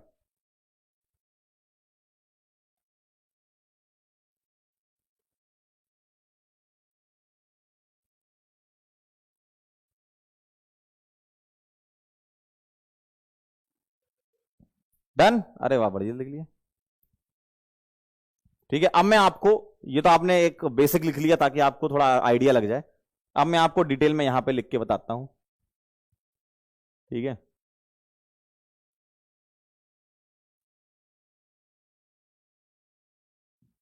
हम्म, देखिएगा,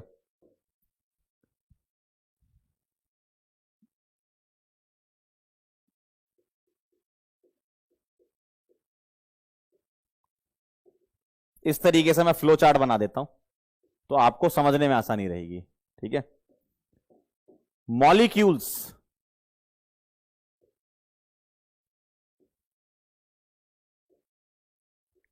molecules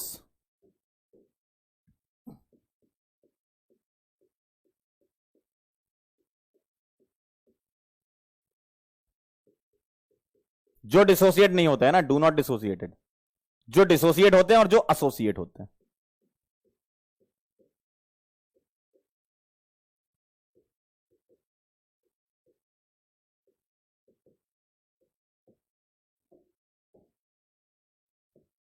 glucose,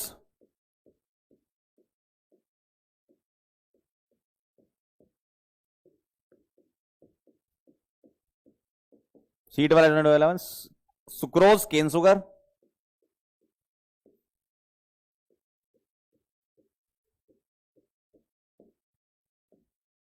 urea,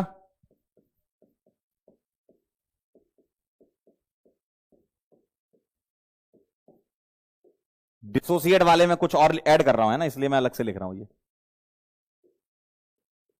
in water मतलब वाटर हम यूजुअली सॉल्वेंट लेते हैं।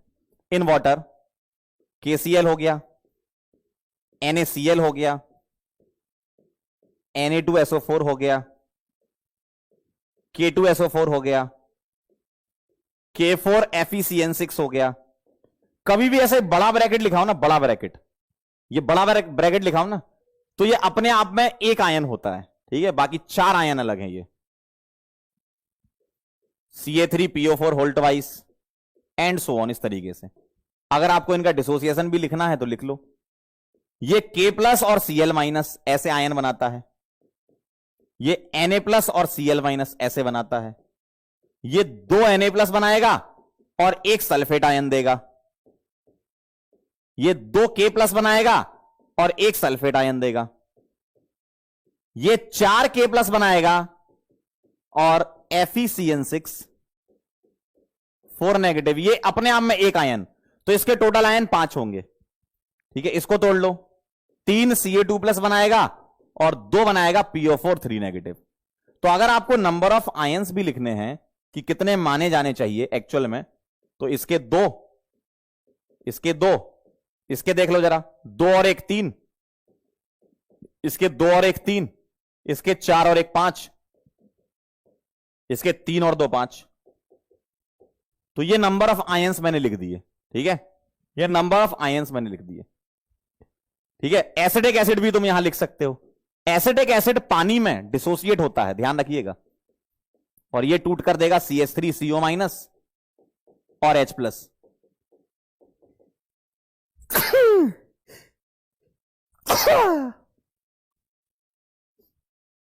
लेकिन अगर मैं एसिटिक एसिड की बात करूं बेंजीन में, सिर्फ एक ही एग्जांपल ध्यान रखना आपको, CH3COH, ये एसोसिएट किसमें, इन बेंजीन। आपके सिलेबस में सिर्फ बेंजीन है, और बेंजीन में एसोसिएट कैसे होता है, बेंजीन एक लो पोलैरिटी का, या फिर आप बोलो नॉन पोलर सॉल्वेंट है, बेंजीन नॉन पोलर होता है, तो इसके 2 मॉलिक्यूल आपस में जुड़ जाते हैं। कैसे जुड़ जाते हैं, बेंजीन सपोर्ट करता है कि ये हाइड्रोजन बॉन्डिंग कर ले, मतलब ये इसको बोलता है भाई तुम हाइड्रोजन बॉन्डिंग करो, पानी में तो तुम टूट गए थे, हमारे साथ हाइड्रोजन बॉन्डिंग कर लो। और हाइड्रोजन बॉन्डिंग कैसे करेगा, देखो, CH3 C डबल बॉन्ड हो, OH HOC डबल बॉन्ड हो CH3,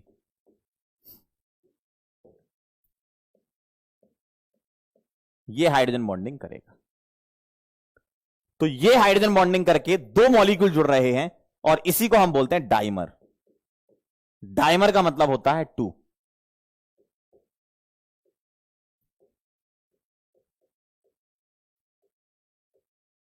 ठीक है, तो सिर्फ एक एग्जांपल एसोसिएशन में ध्यान रखना है।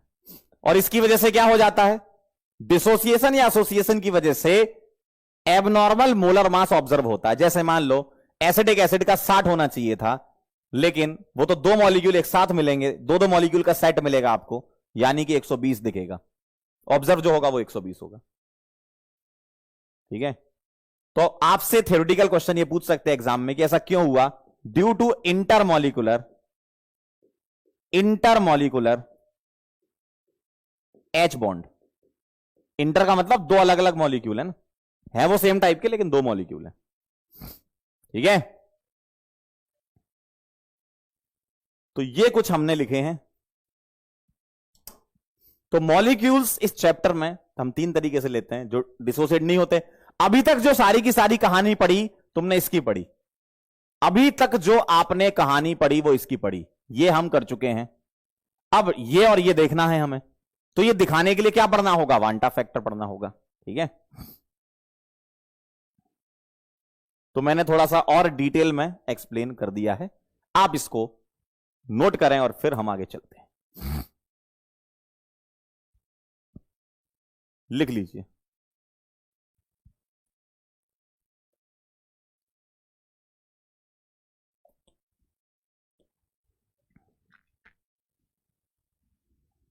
लिख लो तो बता देना, लिख लो बेटे तो बता देना मेरे को जल्दी से। चले?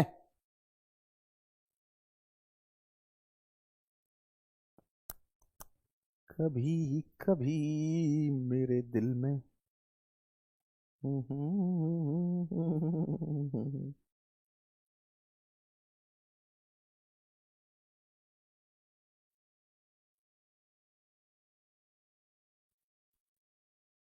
डन छे।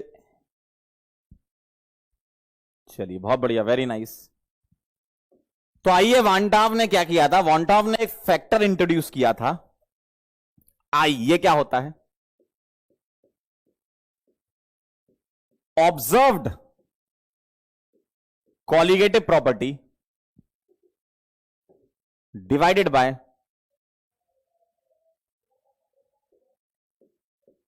Calculated colligative property. मतलब जो आपने ऑब्जर्व करी वो ऊपर, और जो आपने कैलकुलेट करके दी। जैसे मुस्कान जी ने ऑब्जर्व कुछ और करी थी, कैलकुलेट कुछ और हुआ था, है ना? तो ऑब्जर्व कॉलिगेटिव और कैलकुलेटेड कॉलिगेटिव प्रॉपर्टी का रेशियो होता है आई। और कॉलिगेटिव प्रॉपर्टी कोई सी भी देख लो, चाहे आरएलवीपी देख लो, चाहे डेल्टा टीबी देख लो, चाहे डेल्टा टीएफ देख लो, चाहे ऑस्मोटिक प्रेशर देख लो, ये सारी की सारी इनवर्सली प्रोपोर्शनल होती मॉलिक्यूलर वेट के। आप चेक कर लो। आरएलवीपी में मोल फ्रैक्शन आता है, मोल फ्रैक्शन मतलब मोल से रिलेटेड है, और मोल लिखते हो वेट अपॉन मॉलिक्यूलर वेट, तो मॉलिक्यूलर वेट डिनोमिनेटर में आता है। डेल्टा टीबी मोलैलिटी लिखते हो, मोलैलिटी में भी मोल आता है, मोल में मॉलिक्यूलर वेट डिनोमिनेटर में आता है। डेल्टा डीएफ में मोलैलिटी लिखते हो, मोलैलिटी में मोल आता है, और mole is equal to weight upon molecular weight. Pi में भी मोल होता है, और pi is equal to CRT होता है, तो c is equal to n upon v. तो मोल्स और मतलब मॉलिक्यूलर वेट के इनवर्सली प्रोपोर्शनल, यानी कि कोई भी कॉलिगेटिव प्रॉपर्टी है मॉलिक्यूलर वेट के इनवर्सली प्रोपोर्शनल होती है। तो मैं कॉलिगेटिव प्रॉपर्टी जो यहां लिखी है इसका रिवर्स कर दूं तो मॉलिक्यूलर मास लिख दूंगा, और उसको ऐसे लिखूंगा, कैलकुलेटेड मतलब नॉर्मल। कैलकुलेटेड मतलब नॉर्मल, मुस्कान जी ने जो कैलकुलेट किया था मतलब नॉर्मल मॉलिक्यूलर वेट आ रहा होगा। और ऑब्जर्व तो कुछ और ही हुआ है, ऑब्जर्व तो कुछ और ही हुआ है, तो एबनॉर्मल। ऑब्जर्व कुछ और ही हुआ है, तो एबनॉर्मल मॉलिक्यूलर वेट। कैलकुलेटेड मतलब नॉर्मल है, ये ध्यान रखना। कैलकुलेटेड मतलब नॉर्मल, और ऑब्जर्व मतलब आफ्टर एसोसिएशन या डिसोसिएशन, वो तो डिपेंड करता है ना। तो ऑब्जर्व मतलब एबनॉर्मल, कितना ऑब्जर्व हो रहा है। ठीक है, आप यहां पर भी लिख सकते हो, ऑब्जर्व मतलब एबनॉर्मल। यहां लिख लो abnormal colligative property upon normal colligative property, ऐसा भी लिख सकते हो आप, एबनॉर्मल अपॉन नॉर्मल। अगर कॉलिगेटिव प्रॉपर्टी लिखना है तो यहां पर हम एबनॉर्मल कॉलिगेटिव प्रॉपर्टी बोल सकते हैं, और यहां नॉर्मल कॉलिगेटिव प्रॉपर्टी बोल सकते हैं। तो मॉलिक्यूलर वेट उल्टा हो जाएगा, सीपी मतलब कॉलिगेटिव प्रॉपर्टी।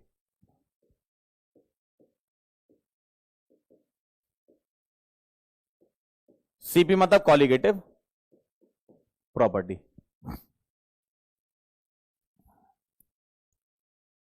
ठीक है, अब मान लो आपकी ऑब्जर्व्ड कॉलिगेटिव प्रॉपर्टी जो है, मतलब वो डिपेंड करता है क्या आ रही है। मान लो ऑब्जर्व्ड कॉलिगेटिव प्रॉपर्टी आपकी ज्यादा है, मतलब मान लो डिसोसिएशन हो रहा है, या एसोसिएशन हो रहा है तो कम हो जाएगी। एसोसिएशन में मॉलिक्यूल जुड़ते हैं, डिसोसिएशन में मॉलिक्यूल टूटते हैं। ठीक है, और अगर मैं इसको डिफाइन करूं एसोसिएशन या डिसोसिएशन के रेस्पेक्ट में, तो आई इज इक्वल टू होता है total number of moles, total number of moles after dissociation या association divided by initial moles taken, divided by initial moles taken. ठीक है, और हम जिसको फॉलो करेंगे मेजरली वो इसको फॉलो करेंगे, इस वाले से हम आई कैलकुलेट करेंगे। पहले आप नोट कर लो, फिर मैं आपको कैलकुलेशन बता रहे हैं। ठीक है, नोट कर लो फिर कैलकुलेशन बता रहा हूं फटाफट से।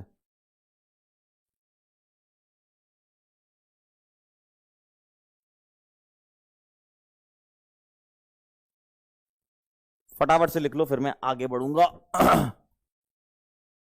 कभी कभी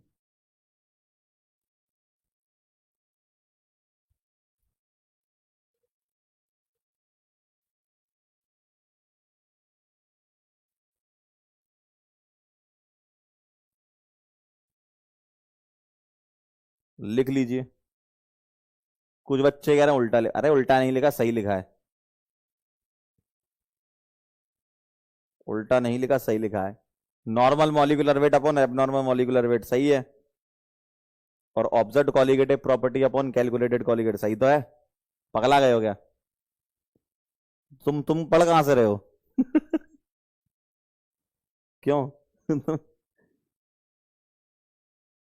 तुम पढ़ कहां से रहे हो ये बताओ? मैंने पहली बार पढ़ाया ये। क्यों, मुझे एक बार बताओ कौन था ये? और एक एक दो नहीं है, कम से कम 100-200 लोग हैं जो ये कह रहे हैं। तुम पढ़ कहां से रहे हो बताओ मुझे पहले।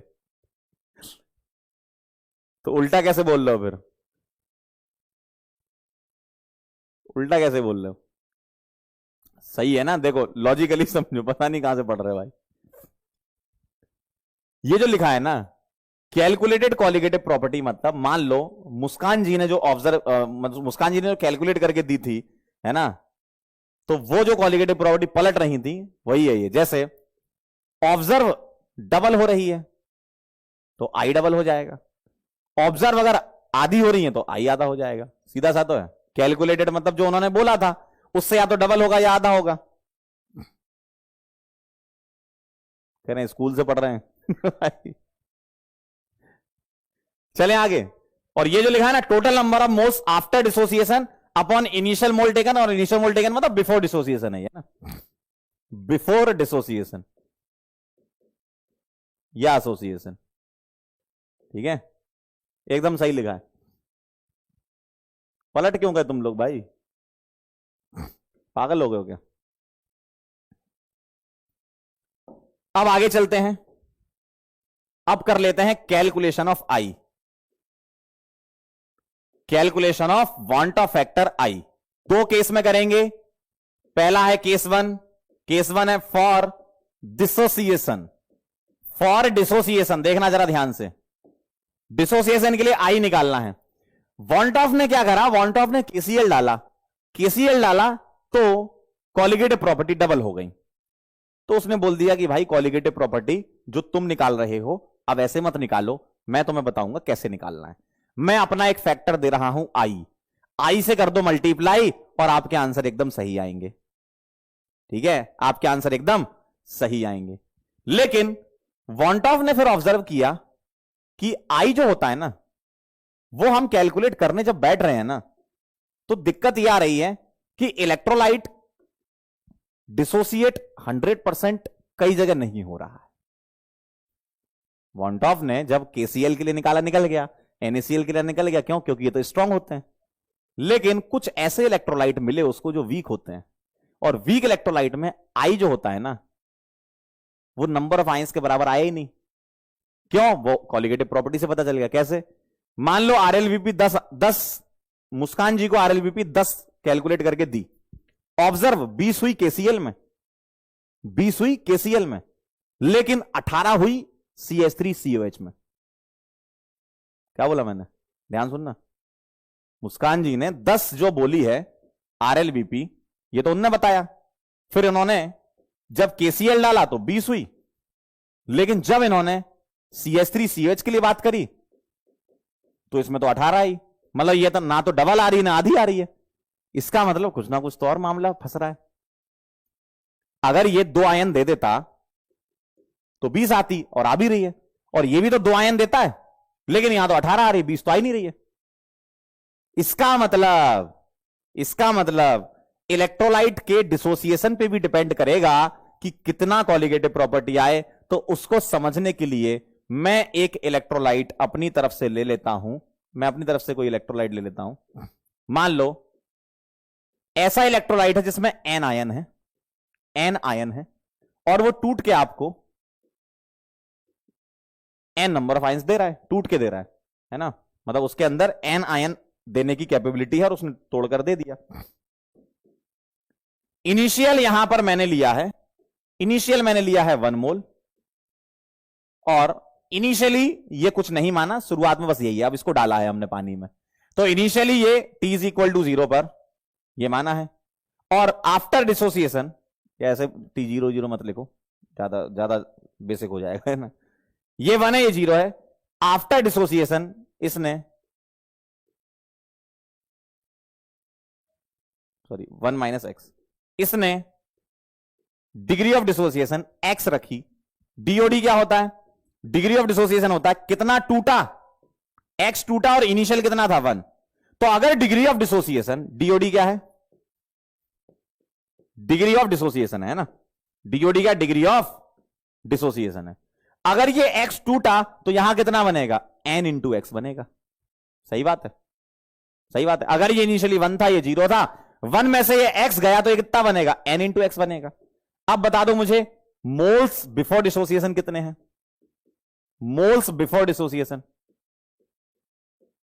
डिसोसिएशन के पहले कितने मोल हैं?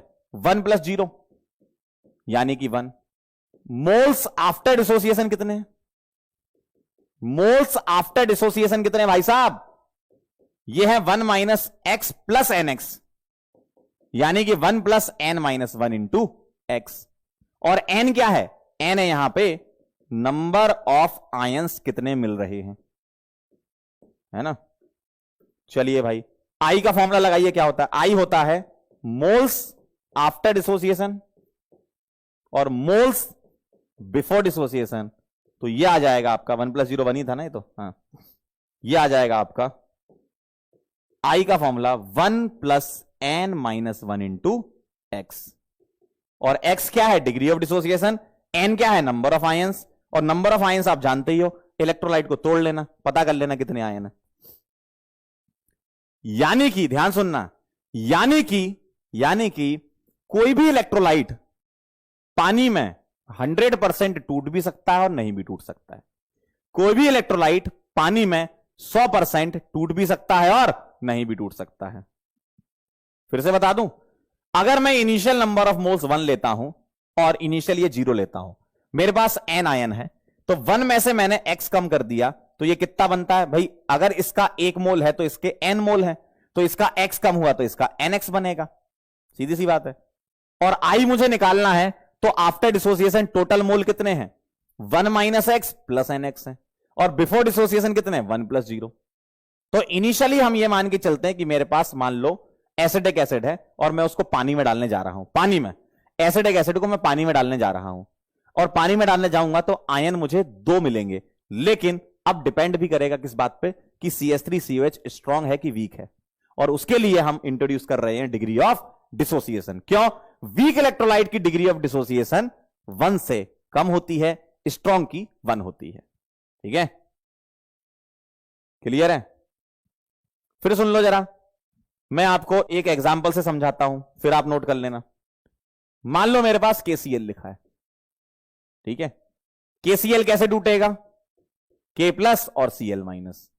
KCl की डिग्री ऑफ डिसोसिएशन होता है 1। KCl की डिग्री ऑफ डिसोसिएशन 1, यानी कि ये पूरा टूट जाएगा। डिग्री ऑफ डिसोसिएशन 1 कैसे बताया? क्योंकि ये स्ट्रांग है, ठीक है। तो x अगर 1 है यानी कि ये पूरा टूट जाएगा, यानी कि n की वैल्यू कितनी मिलेगी? 2। तो अब आप I का फॉर्मूला लगा दो, 1 plus N minus 1 into X. तो I is equal to 1 plus 2 minus 1, तो I कितना आ जाएगा? 2। यानी कि अगर स्ट्रांग इलेक्ट्रोलाइट हुआ, सुनना ध्यान से, अगर स्ट्रांग इलेक्ट्रोलाइट हुआ तो I और N बराबर होते हैं। क्यों? क्योंकि इनका डिग्री ऑफ डिसोसिएशन X या अल्फा भी बोलते हैं ना, ये क्या होता है? 1। स्ट्रांग इलेक्ट्रोलाइट का I और N बराबर होता है। लेकिन अगर मान लो मेरे पास लिखा है CH3COH,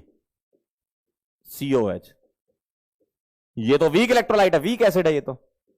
और अगर ये वीक एसिड है तो N की वैल्यू तो इसकी 2 है, N की वैल्यू तो इसकी 2 है, लेकिन इसका X जो है वो 1 से कम है। और अगर X अगर 1 से कम है तो I is equal to 1 plus N minus 1 into X. अब जितना भी हो वो हमें नहीं पता, X तो क्वेश्चन में दिया जाएगा, है ना। तो I इज इक्वल टू आ जाएगा 1 प्लस एन कितना है? 2, तो 2 माइनस 1 इंटू एक्स, यानी कि I आ जाएगा आपका 1 प्लस एक्स। अब X जितना भी दिया हो, 20%, 30%, जितना भी दिया हो, है ना। मान लो X 20% दिया है, तो 20% मतलब 0.2% हटा दो ना, 0.2, तो 1 प्लस 0.2 यानी कि 1.2। ठीक है। X बेटा डिग्री ऑफ डिसोसिएशन है, वो क्वेश्चन में पता रहती है तुम्हें, क्वेश्चन में दी जाएगी वो, है ना। ठीक है, तो अगर वीक इलेक्ट्रोलाइट है, अगर वीक इलेक्ट्रोलाइट है तो x इसका लेस देन 1 होता है, और I की वैल्यू क्या आ रही है, 1 प्लस n माइनस 1 x आएगी ये। ठीक है, अब जैसे तो मैं यहां पे तो मैंने ऐसा लिया है कि जिसमें 2 आयन मिल रहे हैं, हो सकता है ऐसा वीक इलेक्ट्रोलाइट हो जिसमें 2 से ज्यादा आयन मिलते हो सकता है, पॉसिबल है। तो हमने तो क्या लिखा है, 1 प्लस n माइनस 1 x। अब मुझे क्या बताओ, n की वैल्यू तो 1 से ज्यादा होगी ना भाई, अगर कोई टूटेगा तो अगर 1 होगा तो 1 से ज्यादा होगा ना, 2 3 4, तो n की वैल्यू 1 से ज्यादा, यानी कि यहां पॉजिटिव वैल्यू आएगी, और 1 प्लस हो रहा है कुछ, यानी कि I ऑलवेज ग्रेटर देन 1 आएगा for dissociation. I always greater than 1 आएगा फॉर डिसोसिएशन। किसका, वीक इलेक्ट्रोलाइट का। स्ट्रॉन्ग का I और N बराबर हो जाते हैं। ठीक है, तो एक एक करके अपन चलेंगे, पहले आप इसको नोट करेंगे और फिर हम आगे बढ़ेंगे। आराम से लिखो, आराम से लिखो, आराम से। पहले आप इसको नोट करो बेटा, यहां पर N जो है वो नंबर ऑफ आयंस हैं, जैसे KCl के लिए 2, एसिडिक एसिड के लिए CH3CO माइनस और H प्लस 2 आयन मिलेंगे ऐसे।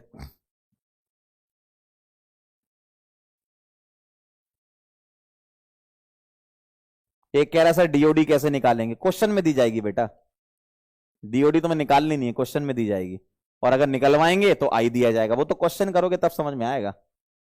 फिजिकल में यही होता है, थ्योरी थोड़ी सी वैसी होती है कि भाई तुम्हें लगता है ये कैसे निकलेगा, वो कैसे निकलेगा, एक्स कहां से आ गया, एक्स डिग्री ऑफ डिसोसिएशन है, सवाल में दिया जाता है, और अगर निकलवाएंगे तो आई दिया जाएगा, एक्स निकलवा लेंगे, उसमें क्या है।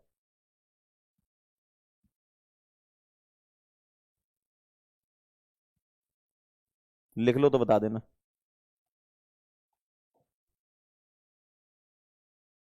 ये लिख लो, फिर उसका अगला वाला लिख लेना।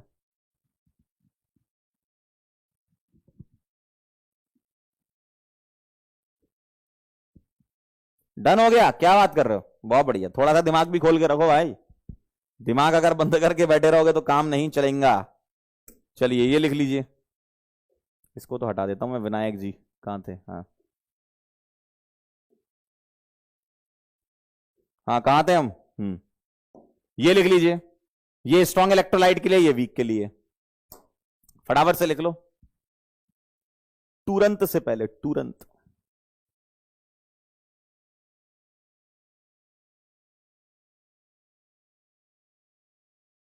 लिख लो तो बताओ ना।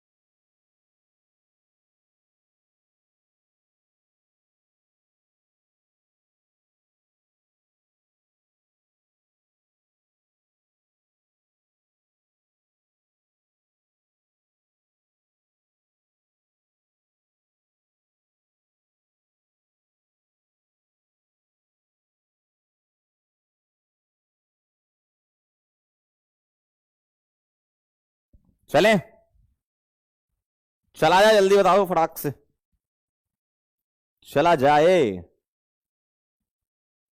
Very good. चलिए केस 1 मैंने बता दिया, केस 2 देख लो। केस 2 क्या है, फॉर एसोसिएशन, फॉर एसोसिएशन। देखना जरा, एसोसिएशन के लिए आई कैसे कैलकुलेट करते हैं। मान लो मेरे पास एन मॉलिक्यूल आपस में जुड़ के ए एन बना रहे हैं, एन मॉलिक्यूल आपस में कंबाइन होके ए एन बना रहे हैं, तो मैं इसको थोड़ा सिंपल कर देता हूं, एन से डिवाइड कर देता हूं, कोई दिक्कत नहीं, सिंपल कर दिया मैंने, है ना। इनिशियल ये 1 है, ये 0 है, 1 में से अगर मैंने x किया तो बेटा यहां कितना बनेगा, x इंटू 1/n, यानी कि x बाय एन। तो I क्या आ जाएगा, number of moles after association 1 minus X plus X by N upon before association, यानी कि 1 प्लस 0।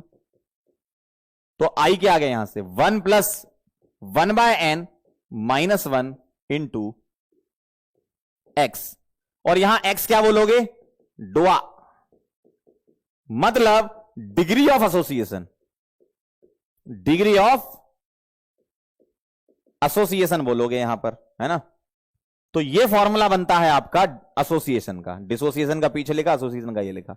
अच्छा मुझे बताओ, एसोसिएट होंगे यानी कि 2 मॉलिक्यूल होंगे, 3 मॉलिक्यूल होंगे, मान लो 2 होते हैं, तो ये 1/2 - 1 नेगेटिव आएगा, 1 में से कुछ माइनस होगा यानी कि I < 1 आएगा। देखो जरा फिर सुन लो, मान लो भाई एसोसिएट होंगे तो 2 मॉलिक्यूल, 3 मॉलिक्यूल, 4 मॉलिक्यूल, वो तो डिपेंड करता है कितने मॉलिक्यूल लिए। वैसे तुम्हारे सिलेबस में 2 मॉलिक्यूल वाला, डाइमर वाला, एसिटिक एसिड वाला, बेंजीन में, है ना। तो मान लो यहां मैंने रखा 1/2, तो 1/2 - 1 क्या आ गया, माइनस में आएगा, और 1 में से कुछ माइनस हो रहा है यानी कि 1 से कुछ कम आएगा, और 1 से कुछ कम आएगा यानी कि एसोसिएशन के लिए I < 1 होता है। तो स्ट्रॉन्ग इलेक्ट्रोलाइट के लिए I n के बराबर, डिसोसिएशन के लिए I > 1, एसोसिएशन के लिए I < 1। अब मैं पूछ रहा हूं आपसे, बताओ नॉन इलेक्ट्रोलाइट के लिए क्या होगा, बता दो जरा, यहां साइड में लिख देता हूं, बोलो बोलो बोलो। नॉन इलेक्ट्रोलाइट मतलब पहला पॉइंट नॉन इलेक्ट्रोलाइट के लिए बता दो। नॉन इलेक्ट्रोलाइट मतलब जो टूटता ही नहीं है, यानी कि X0, और अगर X0 होगा तो I 1 के बराबर होगा, ठीक। स्ट्रॉन्ग इलेक्ट्रोलाइट के लिए मतलब डिसोसिएशन में अगर बात करें, डिसोसिएशन में स्ट्रॉन्ग इलेक्ट्रोलाइट अगर आया, मतलब जिनका X क्या होता है 1, जिनका X 1, तो I n के बराबर। और वीक इलेक्ट्रोलाइट के लिए जिनका X < 1 होता है, तो I होता है 1 + n - 1 X, है ना, और I क्या होता है < 1, ठीक है।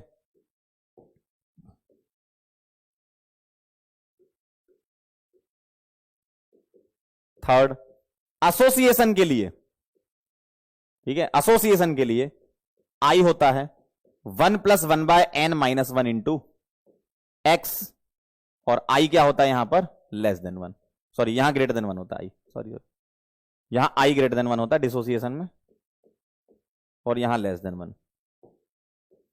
तो ये ओवरऑल पॉइंट्स मैंने लिख दिए हैं जो कि क्वेश्चन सॉल्विंग में आपकी बहुत मदद करेंगे, कि कभी नॉन इलेक्ट्रोलाइट आ गया तो I 1 ले लेना, क्योंकि वो तो टूटता ही नहीं है।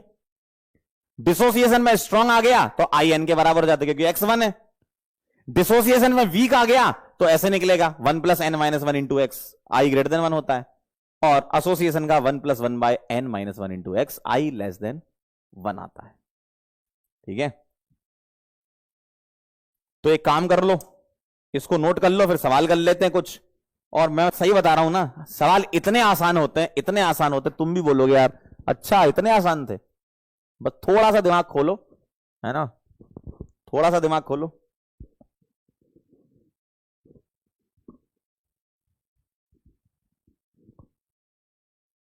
कई बार क्या होता है, कुछ चीजें समय के साथ दिमाग में जाती हैं, जैसे अभी मैं सवाल करूंगा, तुम समझोगे अच्छा ऐसे करना है, तो सवालों से भी चीजें दिमाग में जाती हैं, ऐसा भी होता है।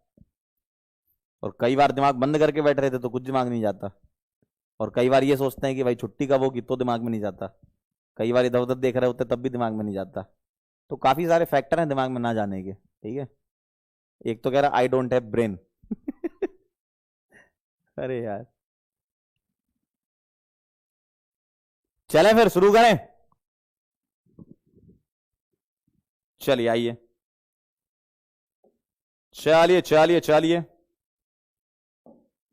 पहला सवाल आपके सामने स्क्रीन पर लिखा हुआ है, भाई साहब स्क्रीन पर लिखा हुआ है, सवाल को पढ़ें और आंसर करें। The Wanda factor I for a compound which undergo dissociation in one solvent and association in other solvent. बताओ जरा क्या होता है डिसोसिएशन में, I क्या होता है, >1 होता है या < 1 होता है, जल्दी से बताएं सभी लोग, बोलो बोलो बोलो। अरे पढ़ो भाई, ये तुम्हें पढ़ना है, हाँ अरे पढ़ो भाई। डिसोसिएशन में I होता है >1 और एसोसिएशन में आई होता है लेस देन 1। 2011 का पी बाय क्यू है, पीबाकू है, greater than 1 and less than 1। Second answer लगा दें। देखो क्या बात है, अब तो आंसर कर रहे हो, बड़े मजे से कर रहे हो अब तो आंसर। वाह वाह बहुत बढ़िया। अगला सवाल, which one of the following electrolyte has the same value of van't Hoff factor i as that of Al2SO4 whole thrice if all are 100% ionise. बताओ 100% मतलब x तुम्हारा 1 है, और अगर x 1 होता है तो I और n बराबर होते हैं। n कैसे निकालते हो? नंबर ऑफ आयन से निकालते हो। निकाल के बताओ। Al2SO4 को तोड़ लो जरा, Al2SO4 होल थ्राइस टूटेगा, 2 आ जाएंगे Al3 प्लस और 3 आ जाएंगे सल्फेट। अब मेरे को बता दो n इसका कितना है? 3 और 2 टोटल मिला दो, 2 + 3 5 होता है बचपन से, सही है। चलिए यहां बताइए, जब इसको तुम तोड़ोगे तो 2k प्लस आएंगे और एक आएगा SO4 2 माइनस, तो यहां का n कितना हो जाएगा? 2 और 1 3 हो जाएगा। मतलब I बराबर तो n बराबर होना चाहिए, है ना। AlNO3 होल थ्राइस को तोड़ोगे तो Al पर 3 प्लस आएगा और 3 आएंगे नाइट्रेट आयन, और n कितना हो जाएगा? 1 + 3 यानी कि 4। ठीक। K3FeCN6 को तोड़ोगे तो ये टूटता है 3k प्लस में, और Fe कभी भी ऐसे बड़ा ब्रैकेट आ जाए ना तो बड़ा ब्रैकेट जो होता है कोऑर्डिनेशन कंपाउंड कहलाए जाते हैं ये, है ना। तो ये अंदर नहीं तोड़ना, बाहर वाले आयंस को तोड़ना, अंदर नहीं तोड़ना। तो 3 और अपने आप में पूरा एक आयन होगा तो 3 + 1 यानी कि 4 हो जाएगा। यहां तोड़ लो जरा, 4k प्लस आएंगे और एक आएगा FeCN6 4 नेगेटिव, तो 4 ये और 1 ये, तो n कितना आ गया? 4 + 1 बेटा 5। और आपको यही बोला था कि इसका और इसका सेम आ रहा है, यही चाहिए था। कितना आसान है भाई। अगर तुमको सिंपल आयन भी ब्रेक करने आते हैं, जो कि आने चाहिए, 11वीं पास हो तुम, पास हो, पास हो, पक्का पक्का पक्का पास हो,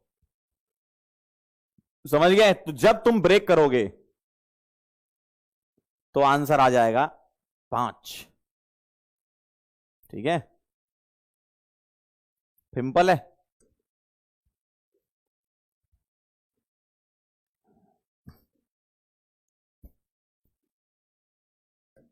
चलिए आइए जरा एक न्यूमेरिकल कर लेते हैं, न्यूमेरिकल कर लेते हैं फिर बाकी नेक्स्ट टर्न पे, मतलब कल सवाल सवाल सवाल और चैप्टर खत्म। ठीक है, हेनरीज लॉ पढ़ लेंगे कल, सवाल कर लेंगे सब, मस्त आसान है एकदम, है ना। The van't Hoff factor for 0.1 molar BaNO3 whole twice solution is 2.74। The degree of dissociation बताओ। I is equal to 1 + n - 1, 1 + n - 1 into x। और इस फॉर्मूले में कॉन्सेंट्रेशन तो आता ही नहीं है, वो तो तुम्हें दे रखा है कि 0.1 मोलर का ऑब्जर्व किया गया होगा, है ना। तो बता दो जरा मुझे BaNO3 को तोड़ना, जरा क्या आएगा? एक आएगा Ba2+ और 2 आएंगे नाइट्रेट आयन। तो मेरे को बता दो n कितना आ गया? 1 Ba2+ है और 2 नाइट्रेट है, तो n आ गया 3। यहां पुट कर दो, I है 1 + यहां कर दूंगा 3 - 1 इंटू x, यानी कि I आ गया 1 + 2x। I रख दो 2.74, 1 + 2x, 1 को इधर ले जाओ, 1.74 is equal to 2x। x यहां से बता दो कितना आ रहा है? 1.74 डिवाइडेड बाय 2, और परसेंटेज x निकालोगे तो 100 से मल्टीप्लाई कर दो। 1.74 बाई 2 इंटू 100, 174/2 देख लेना जरा कितना आ रहा है। 87%। सेकंड आंसर है, सही है, पूरा डिटेल में सॉल्व किया है। 1 + 3 - 1x, 1 + 2x, 1 को दल ले जाओ, 1.74/2, 174/87। ठीक है, चलो बाकी अपन नेक्स्ट टर्न पे करेंगे कॉलिगेटिव प्रॉपर्टी को मिला के।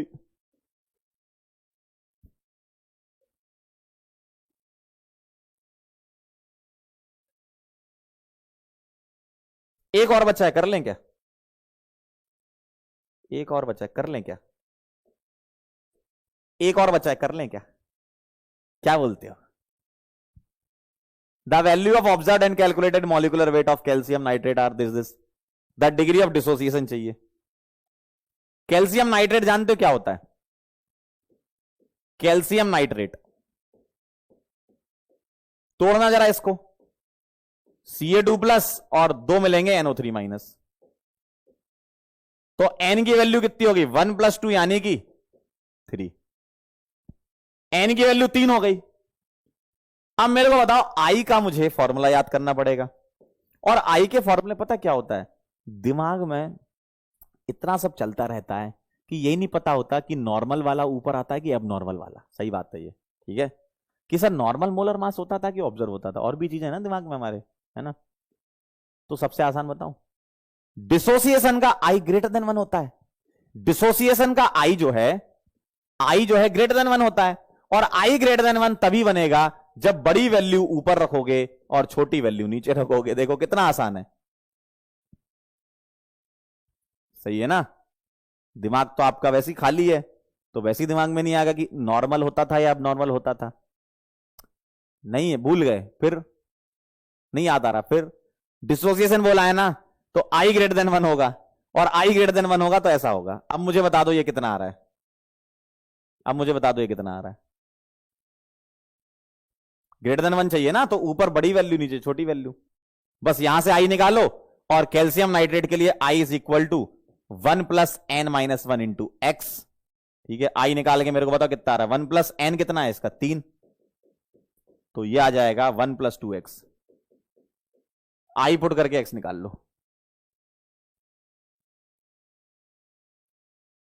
I पुट करके कितना? 3 आ रहा है। जनता कह रही है 3 या 4, क्या आंसर ही 3 बता रही है। ये कितना आ रहा है? 3 तो नहीं आएगा, पागल हो गए हो क्या? 3 आएगा क्या? डुन डुन डुन डुन डुन डुन डुन डुन डुन डुन डुन।